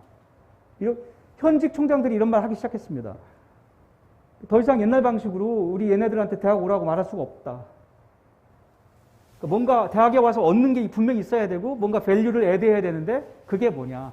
지식 전달은 이제 아니다. 다른 데서 대체제가 너무 많거든요. 결국은 뭘로 바뀌어야 되냐면 그래서 이제 이게 이제 결론인데요. 포스트 코로나 시대를 이제 뭘로 바꿔야 되냐. 지식 전달로는 이제 못 버틴다. 그거는 대체제가 너무 많고 공짜로 유튜브니 머리에서 다 세계 최고 석학의 강의를 노벨상 수상자 강의를 유튜브에서 공짜로 들을 수 있거든요. 강의의 질로 경쟁하기도 힘들어요. 그 사람들 정말 명강하는 사람들도 막 있거든요. 강의의 질로 그 사람들이랑 경쟁하기도 힘들어요. 그러니까 강의 갖고 쓸데없이 거기다가 힘쓰지 말자. 그거 가지고 경쟁하지 말자. 우리는 그 뭘로 경쟁해야 되냐. 문제 해결하는 아까 에콜 42처럼 문제 해결의 경험을 하게 하고 프로젝트를 시키고 새로운 문제에 부딪혔을 때 그걸 난관을 해치는 법을 터득하고 필요할 때 학습하는 법을 배우는 곳으로 대학이 변해야 된다. 이런 것입니다. 그러니까 그런 사례들이 굉장히 많이 출현하고 있고요. 미네르바 스쿨도 그렇고요. 스위스의 그 에콜 EPFL이라고 로잔 연방공대인데 거기 그 총장님이 제 옛날 대학원 제 박사 지도 교수님이 그 로잔 연방공대 현재 총장님이에요. 마틴 비털리 총장님인데 그래서 거길 갔었어요. 그래서 이렇게 세상이 바뀌고 있다는데 거기는 뭐 하세요? 뭐 어떻게 바꾸고 계세요? 물어봤더니 자기네는 아예 강의의 개념을 바꾸기로 했다. 무슨 말이냐면 옛날 교재 있잖아. 텍스트북 교재를 제공하듯이 교수들이 이제 자기 강의한 거 다 동영상 녹화해서 그걸 딱 인터넷에 다 학생들한테 다 제공한대요. 강의 동영상은 이 수업의 대체제가 아니라 그냥 교재 제공하듯이 교재와 같은 거다. 그러니까 이제 강의 동영상 재탕했다, 삼탕했다 이런 거 가지고 언론에서 뭐라고 하시는데 그런 말 하지 말자. 왜냐하면 교재 다시 쓴다고 재탕했단 말 안 하잖아요. 똑같은 교재 다시 쓴다고. 이것도 교재라는 거예요. 그러니까 수업 대신에 하는 게 아니라 그건 제공하는 거고 애들이 그거 보고 공부하고 오고 수업 시간에는 그거 가지고 문제 풀고 토론하고 프로젝트 하자. 이렇게 바꿨다는 거 자기들은. 그래서 전체 과목의 반 정도를 이미 그렇게 바꿨대요. 스위스 로잔 연방공대는. 그래서 이런 대학들이 늘어나고 있습니다. 저희도 아주대도 그래서 점진적으로 이 강의 동영상은 학생들에게 교재 제공하듯이 무상 제공하고 수업 시간에는 그거 반복하지 말고 그거 가지고서 토론하고 문제 풀자. 프로젝트하고. 이런 거는 온라인 학교에서 하기 힘들거든요. 같이 문제 해결하고 질문하고 막 이런 걸 명렬히 하는 거는 그래서 이게 전통적인 대학이 갖고 있는 경쟁력이 그런 데서 오거든요. 프로젝트를 해보는 거, 같이 해보는 거, 이거 온라인 학교 못해요. 온라인 대학 못해요. 그렇게 해서 자꾸 프로젝트를 해결해보는 경험을 해. 아까 에콜 42, 20개 해결하니까 완전히 귀신들이 된다는 거잖아요. 그런 사람을 길러내. 그러니까 대학이 그렇게 바뀌어야 된다는 거예요. 이미 일어나고 있고요. 시간이 많이 가서 싱가포르의 이게 이제 난양 이공대입니다. NTU, 난양 테크놀로지컬 유니버시티. 이게 굉장히 신생대학이에요. 1980년대 만들어졌거든요. 아주대학이 1973년도에 생겼으니까 우리보다도 한 10년 늦게 출발한 대학인데요. 이 대학이 요즘 세계대학 평가 이런 거 하면 세계 20대, 30대 대학에 듭니다. 세계 최고의 대학이 이미 올랐습니다. 40년 만에. 무지막지하게 빠르게 성장한 대학인데요. 그래서 도대체 쟤네들은 뭘 어떻게 한 거야? 뭐 이제 제가 그런 생각을 했죠. 그래서 제가 재작년에 여기 갔었어요.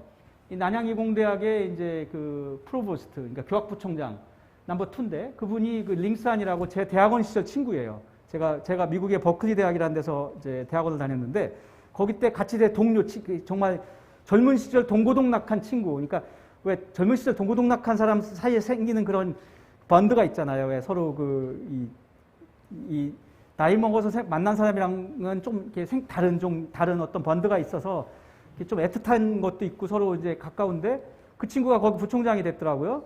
그래서 야, 니네 거기 한번 학교 구경 갈 테니까 좀 그런 것 좀 보여줘. 그랬더니 이제 그래도 안 감추고 잘 많이 보여줬어요. 그래서 가서 이게 다 제가 찍은 사진입니다. 보고 왔어요. 그랬더니 여기는 어떤 걸 했냐면 자기들이 이 대학은 세계적인 연구 중심 대학입니다. 근데 지금 이미 세계 20대, 30대 대학까지 올라왔는데 자기네가 이미 10년 전에 그러니까 이게 2009년에 자기들이 세계적인 연구 중심 대학이 되려면 뭘 해야 되나 이제 자기들끼리 위원회를 만들었대요.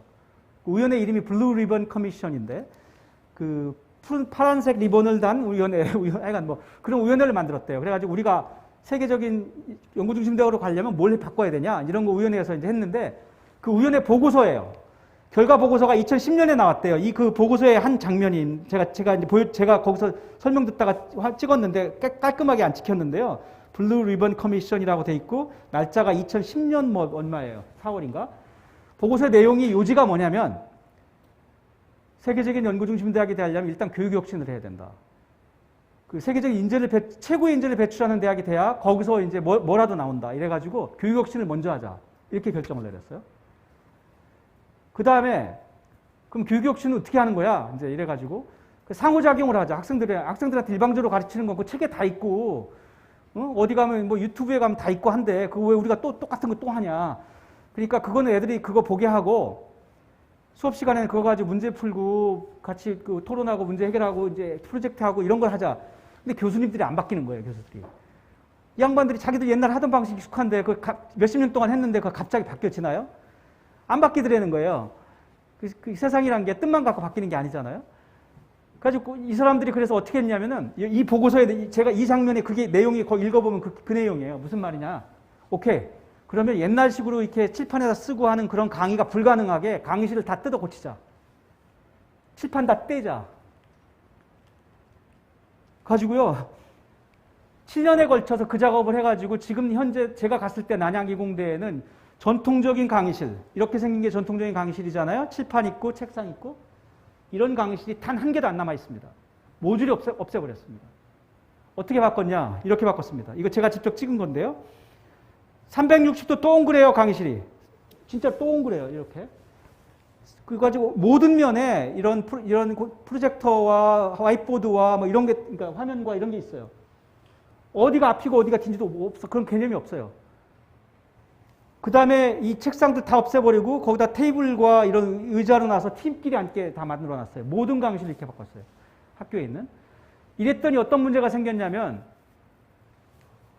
50명 들어가던 강의실에 30명밖에 못 들어가는 거예요. 그럼 강의실이 부족해지잖아요. 그랬더니 오케이, 그럼 강의실 더 짓자. 가지고 강의실을 졌어요, 새로. 그래가 2개의 큰 강의동을 지었는데요. 첨단 강의동. 하나 처음에 진 게 벌집, 더 하이브라고. 벌집이라는 이게 벌집입니다. 이렇게 생겼어요. 그래서 벌집처럼 생겼다고. 벌집이고요. 더 하이브고.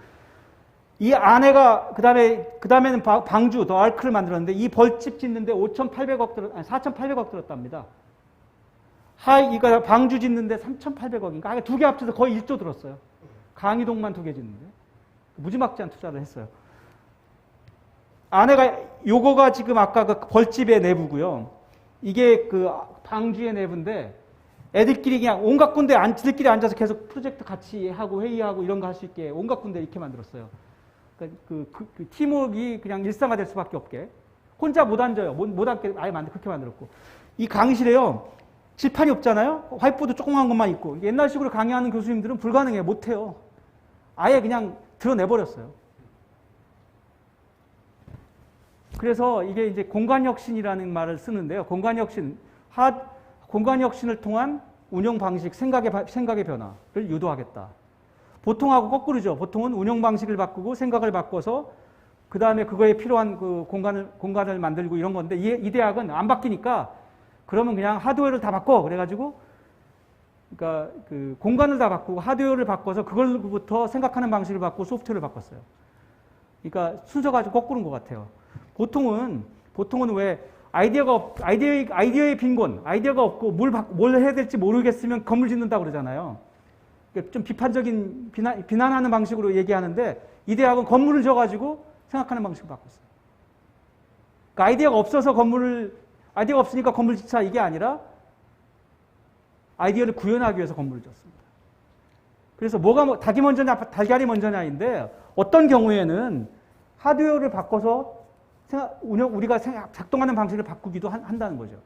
그거의 성공 사례 난양이공대입니다. 이게 이제 마지막 슬라이드인데요. 제가 시간이 많이 갔네요. 저는 묵을 우리 경쟁자로 삼으면 경쟁이 불가능하다. 왜냐하면 너무 강의도 잘하고 좋은 강의도 많고 강의로 묵하고 경쟁 못합니다. 우리 포기하자. 보완자와 협력자로 삼아서 과감하게 묵 갖다 쓰자. 대신에 수업 시간에 토론하자 이거죠. 그래서 이제 온라인 수업과 오프라인 수업을 섞는 그런 혼합학습, 블렌디드 러닝은 이제는 선택의 문제가 아니다. 코로나가 지나고 나서도 여전히 이 혼합학습, 블렌디드 러닝으로 이제 모든 학교가 이전할 것이다. 초중고도. 일정 부분 온라인 수업이 있는 거죠. 온라인 수업의 장점이 있거든요. 동영상 강의에. 일단은 시간과 장소에서 자유롭잖아요. 아무 때나 학생들이 접근할 수 있고, 알바하는 학생들 알바하고 나서 밤에 자기 전에 봐도 되고, 그게 주는 자유로움이 분명히 있거든요. 그거는 저는 우리가 포기하지 말자. 여전히 계속 앞으로도 가져가자. 대신에 대면 수업 재개하면 그런 것들을 과감하게 활용하고 수업 시간에 반복하지 말자. 이렇게 생각합니다.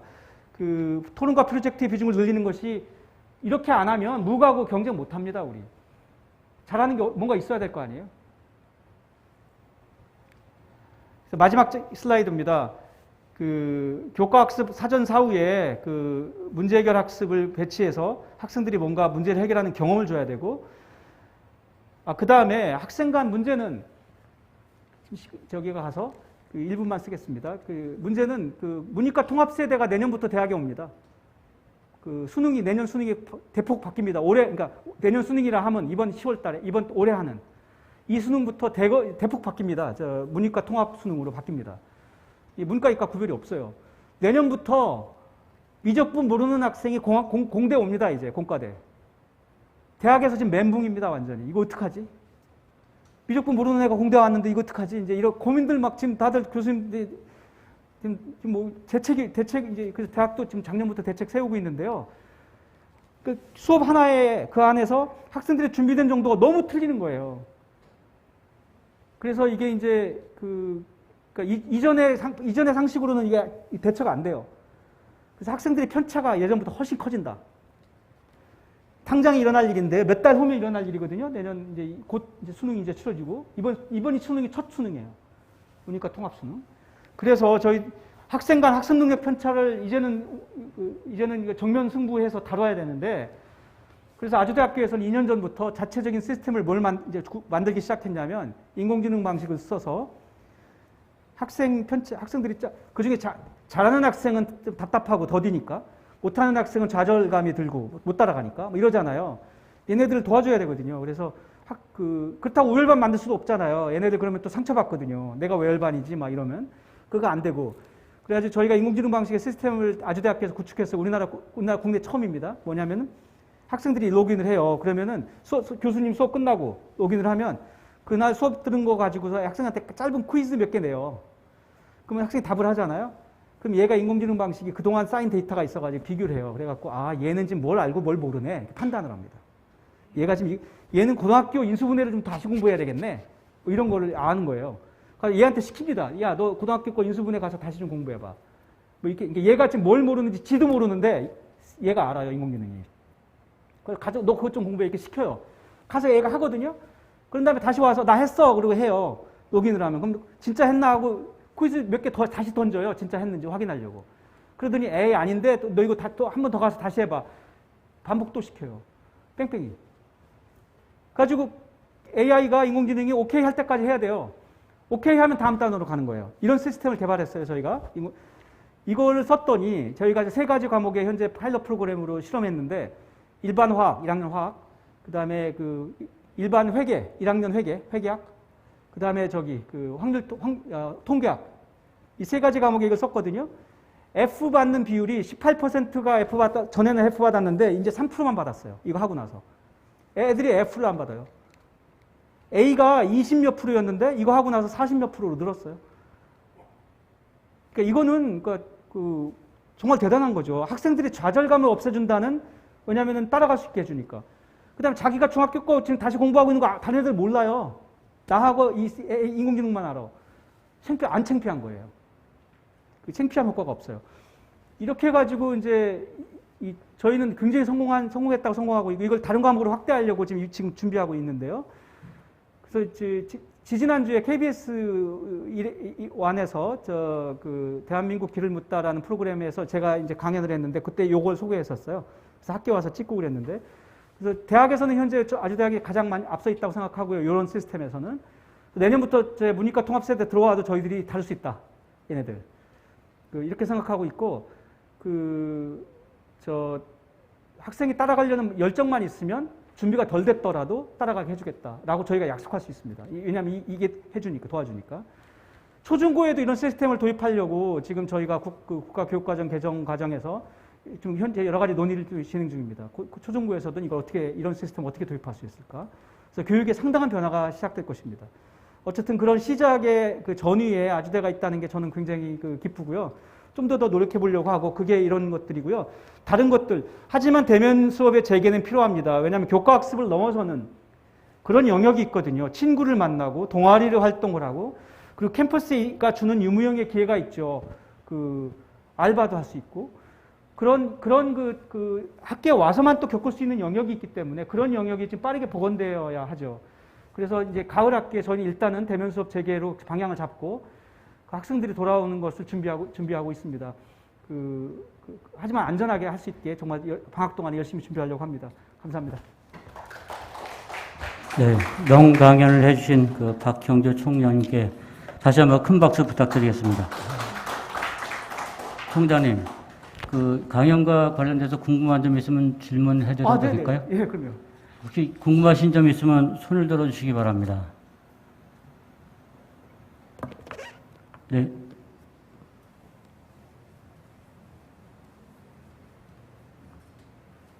교수하고 성령 말씀하세요. 네. 오늘 아주 매우 귀중한 얘기를 들었습니다. 전 정조대왕 기념사업회 관계하는 유동준입니다. 네. 제가 1945년 이후에 50년, 60년 초까지 했던 노래 중에 기억나는 게 있어요. 20억만 우리 형제요. 예. 20억만.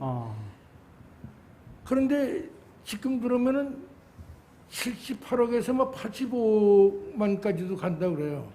그럼 인구가 엄청나게 늘어난 거죠. 지구 땅덩어리는 똑같은데. 그래서 말사스 인구론에서도 전쟁을 적극적인 인구 조절 방법이다. 네. 근데 이제 지금 말씀하시는 오히려 그보다도 저평가받은 질병이 굉장히 적용되는 얘기를 나오시는데, 근데 이런 얘기들 요즘에 와서 공개 수사는 누군가 할 것 같은데 하질 않더라고요. 그래서 나도 가만히 생각하니까 질병과 관계는 도덕적인 문제고 인정적인 문제인데 그걸 그런 식으로 어떻게 하느냐 비난받을까봐 나부터도 그런 조심스러운 게 있었어요. 근데 오늘 박 총장께서 얘기하시는데 용기를 갖고 그런 얘기를 한번 해보겠습니다. 그런데 제2차 대전 전쟁이 났을 때 이 배상금 물라고 하니까 히틀러가 깎다 못해가지고 챔버린을 불러다가 유엔 명사은행을 야간 열차를 타고 도보해보려고 해가지고 꼬박꼬박 좋은 데서 협상을 맺었는데도 배상금에 도저히 표현할 재주가 없었어. 결론은 뭐냐? 세계대전을 한 번 더 일으켜야지 내가 승전국이 된다. 그래서 2차 대전이 발발됐다는 건 또 많이 알려진 사실이죠. 그런데 이제 미국이 2차 대전이 끝나고 나서 배상금을 안 받았지 않습니까? 마샬 플랜인가? 그때 국무장관이 뭐냐면 바로 독일이나 일본에게 배상금을 받는다면 3차 대전이 또 난다. 그러니까 원조라는 걸 줬다고요, 원조.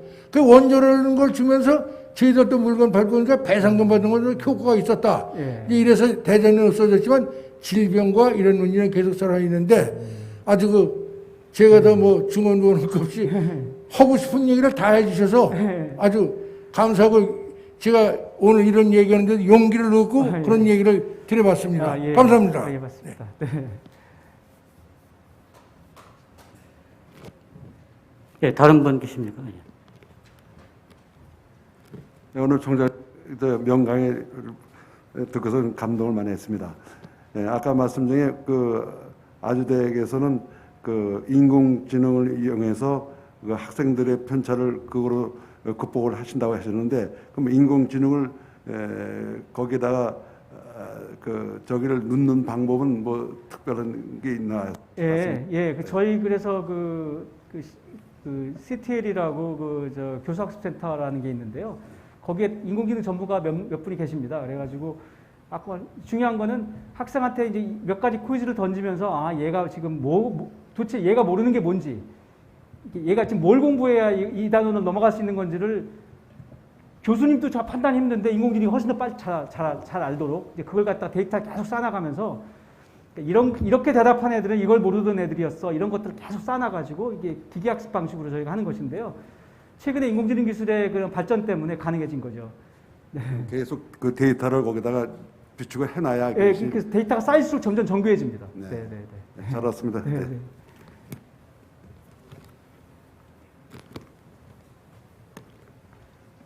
오늘 강의 상당히 고마웠습니다. 통념과 통찰, 휴머니스트, 인문학의 시작일 것입니다. 오늘날 가장 시급하고 필요한 학문일 것입니다. 옛부터 문사철이라고 말하고 있었습니다. 문장의 역사와 철학, 사람의 마음과 영혼일 것입니다. 현재 대한민국은 좋은 리더, 군 리더는 있으나 위대한 리더, 그레이트 리더 이런 게 보이지 않습니다. 예를 들자면 링컨이라든지 처칠이라든지 톨스토이라든지 그리스의 사포라든지 제가 말하고 있는 사람들은 이런 위대한 사람을 얘기하고 있습니다. 삶을 경유하면서 인문학과 사람과의 관계 어떻게 요약해서 말씀을 주시겠습니까? 너무 묵직한 질문이셔서 제가 참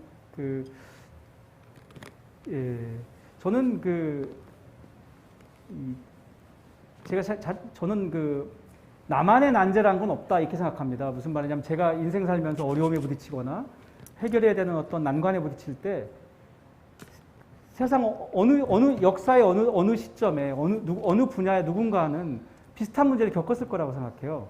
그래서 우리가 과거로부터 배운다는 것이고, 그래서 이 나만의 난제란 건 없다. 내가 부딪힌 단지 어딘가에서 있었을 그 얘기를 서로 분야의 벽이 너무 높고 사용하는 전문 용어들이 다르고 이러다 보니 그게 같은 문제인지를 우리가 같은 문제인지를 모르는 것이다 이렇게 생각하거든요. 그래서 다른 분야에 대한 관심을 열고 예전에 과거에 있었던 어떤 역사로부터 배우고 그리고 그런 것들을 보는 큰 어떤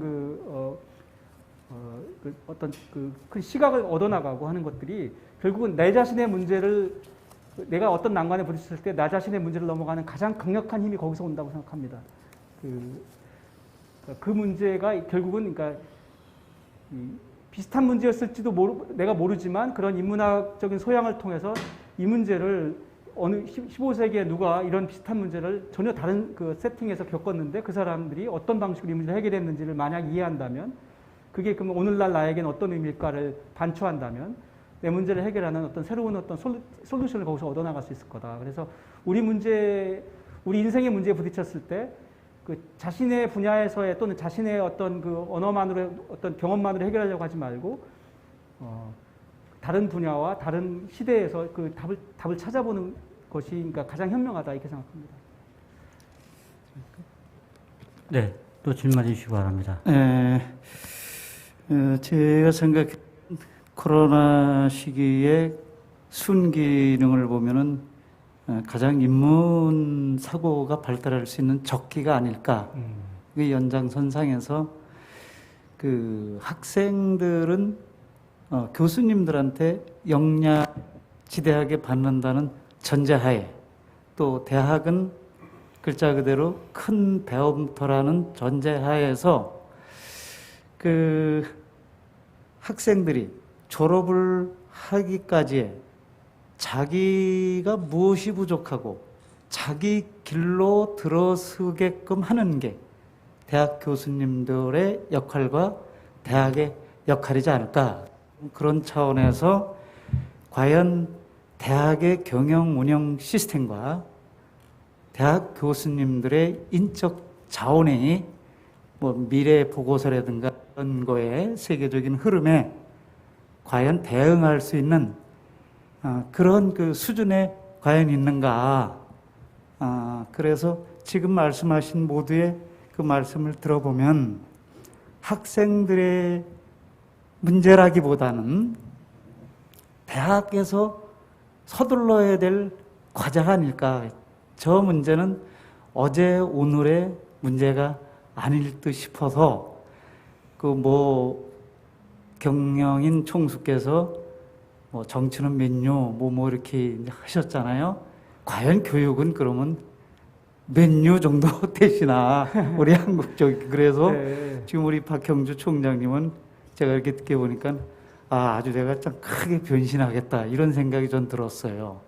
그래서 오히려 학생들보다는 학교의 교육 그 운영 시스템, 그 다음에 교수님들이 그렇게 지도할 수 있는, 학생들이 자기 깨움을 가질 수 있는 그런 네.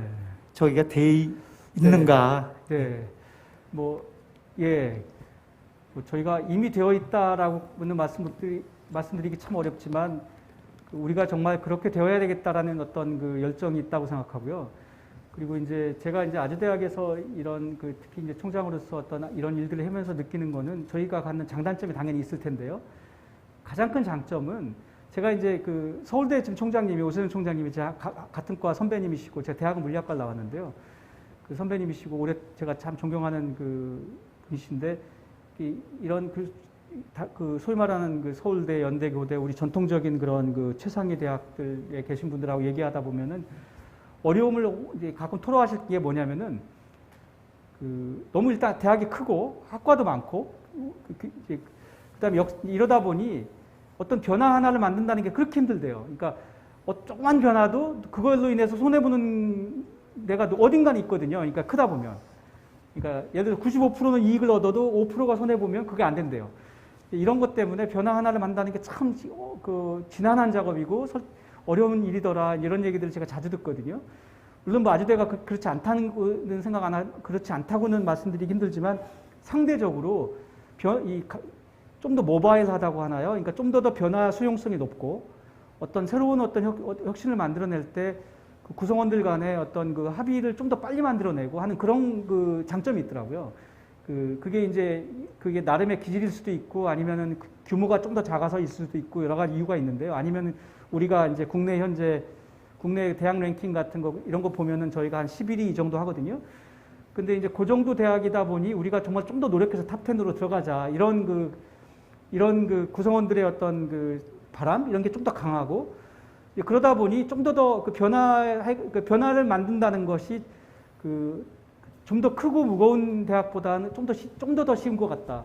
그게 우리가 갖는 최고의 장점이고 그렇다고 생각하거든요. 그래서 우리가 아직 거기까지는 가지는 못했으나 곧 갈 것이다 이렇게 생각합니다. 지금 그 말씀하신 거에는 우리가 정말 세계 탑이라고 말할 탑 대학들의 그런 갖고 있는 성격에 우리가 아직은 이달했을지 모르지만 저는 곧 도달할 수 있을 거라고 생각합니다.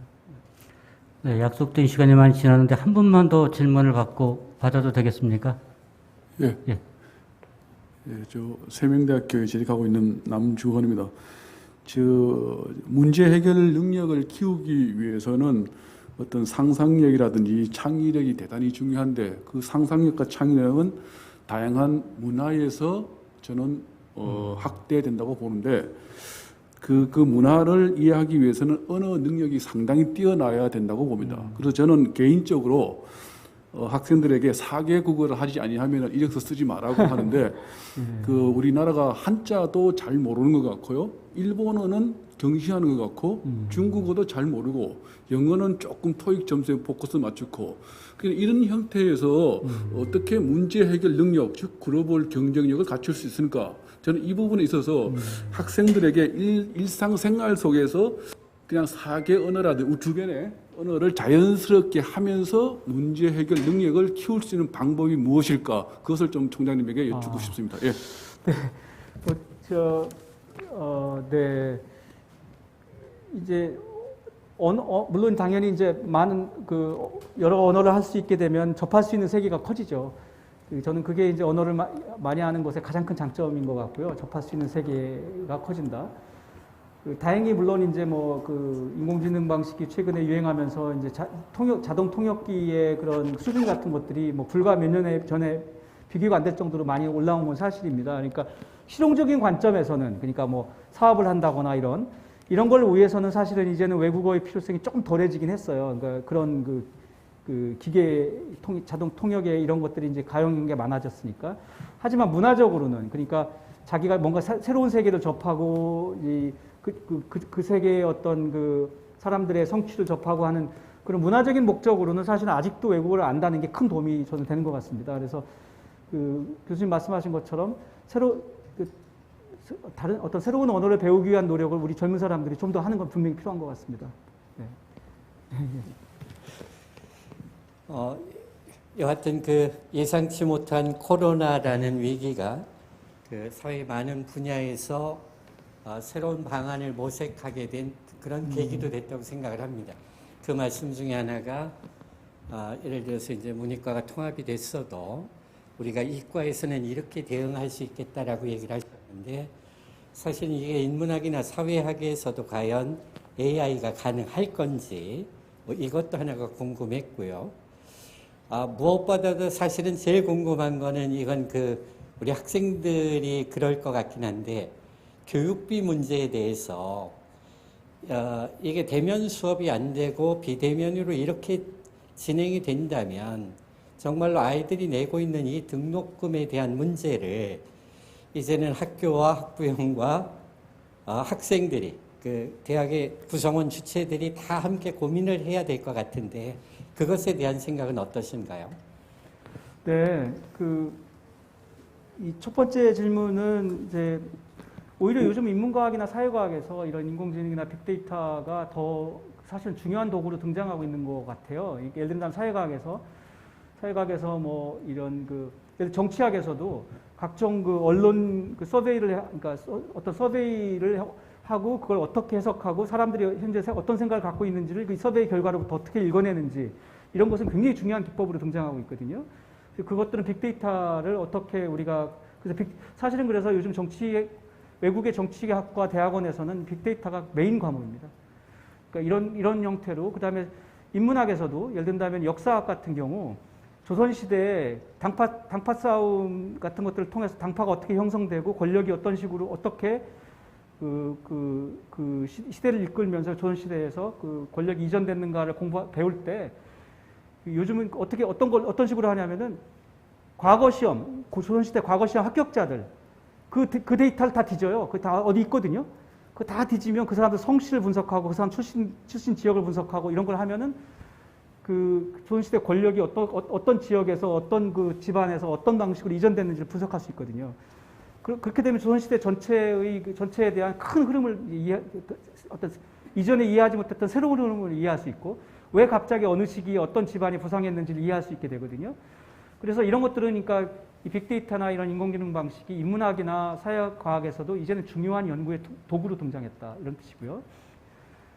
실제로 그런 걸 연구하는 교수님들이 상당히 있습니다. 최근에 아주대학교 사학과에도 한 2분 정도가 그런 연구를 하고 계시거든요. 그다음에 이제 인문학 그러니까 이과적인 소양과 문과적인 소양은 이제 사실은 굉장히 이제 서로 간에 긴밀하게 연결되어 있는 것 같고요. 예를 든다면 아주대학교 불어불문과에는 어떤 교수님은 어떤 연구를 하냐면은 호주에 있는 그런 토착민, 이런 원주민들의 언어들을 분석해가지고 그 언어들이 어떤 언어는 굉장히 짧은 단어들로 아주 짧게 이루어지고 어떤 언어는 굉장히 이런 후렴이 많고 길어요. 이렇게 언어의 길이나 속도가 다른데 그 속도 그거에 따라서 그럼 전달하는 그 정보의 양이 다른가 뭐 이런 것들을 이과 완전히 엔트로피라는 개념을 써서 연구하시는 분도 있거든요. 그렇게 해가지고 그 언어의 속도가 사실은 전달하는 정보량과 관계없다라는 걸 입증했어요. 그래가지고 어디 해외 그 유명한 저널에 최근에 논문이 난 분도 있고. 그러니까 그분이 사용하는 툴은 굉장히 이과적인 툴이거든요. 그 엔트로피라고 하는 거는. 그러니까 이런 것처럼 저는 그 인문학과, 뭐 공학과, 자연과학과, 이런 의학과, 사회과학 이런 것들 사이에 어떤 벽이 점점 낮아지고 있다고 생각합니다.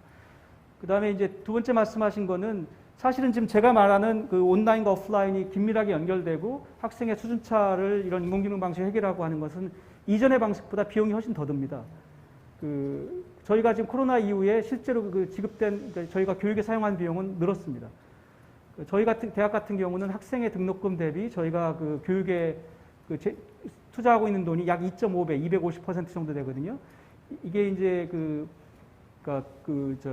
등록금 저희가 등록금이 얼마만큼이 이제 교육에 투자되는가에 대한 지표가 있는데 저희 같은 게 250% 정도 됩니다. 다시 말하면 학생 등록금 플러스 150%를 어딘가에서 대학이 벌어서 교육에다 쓰고 있다는 거거든요. 그러니까 학생 등록금이 저희 같은 경우는 학교 재정에서 차지하는 비율이 반이 안 됩니다. 그러니까 그리고 오히려 이런 원격 교육과 온라인과 오프라인을 결합해서 학생들에게 훨씬 더 효율적인 교육을 하기 위해서 더 잘하려면 당연히 이전에 그냥 칠판에 다는 강의보다 훨씬 더 비용이 더 듭니다. 그러니까 저희는 그걸 더 투자해야 된다고 생각하고요.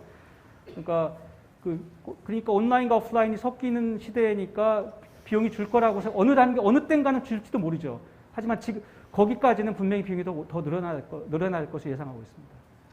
학교마다 좀 차이는 있겠습니다만 일반적으로는 가시적으로 비용이 안 될 것이다라는 것 때문에 사실은 많은 문제가 있어 왔잖아요. 네, 저는 그 오해라고 생각합니다. 그래서 이것에 실제 재정 내용을 들여다보시면 이러한 것들은 더 많은 노력과 더 많은 비용을 요구하죠. 그러니까 동영상 녹화해서 올린다라는 걸 사람들이 온라인 교육을 오해하기 때문에 생기는 일입니다. 네. 아까 네. 정동재 빠진 얘기가 있어요. 예. 이걸 근본적으로 대책하기 위해서는 아까 얘기해 준 거에 인구는 늘어나고 지구는 제한돼 있고 이 모든 거를 해결하기 위해서는 지금 화성이라든지 달나라라든지 우리 국내에서 미국으로 이민 가고 뭐 했듯이 이민을 가는 그 정책이 나와야지 근본적인 해결되지 않습니까? 그 답변을 좀 해주세요. 네. 제가 전문가가 아니어서 근데 제 생각에는 이런 글로벌 시대에 국가 간의 어떤 인구의 이동은 이제 자연스러운 현상이라고 생각합니다. 네. 아마도 늘어나야 되지 않을까 생각합니다. 네, 사전에 드리지 못한 질문을 일일이 전부 다 답변해 주신 박형주 총장님께 다시 한번 큰 박수 부탁드리겠습니다. 네, 이것으로 오늘 강의를 모두 마치겠습니다. 감사합니다. 네, 고맙습니다.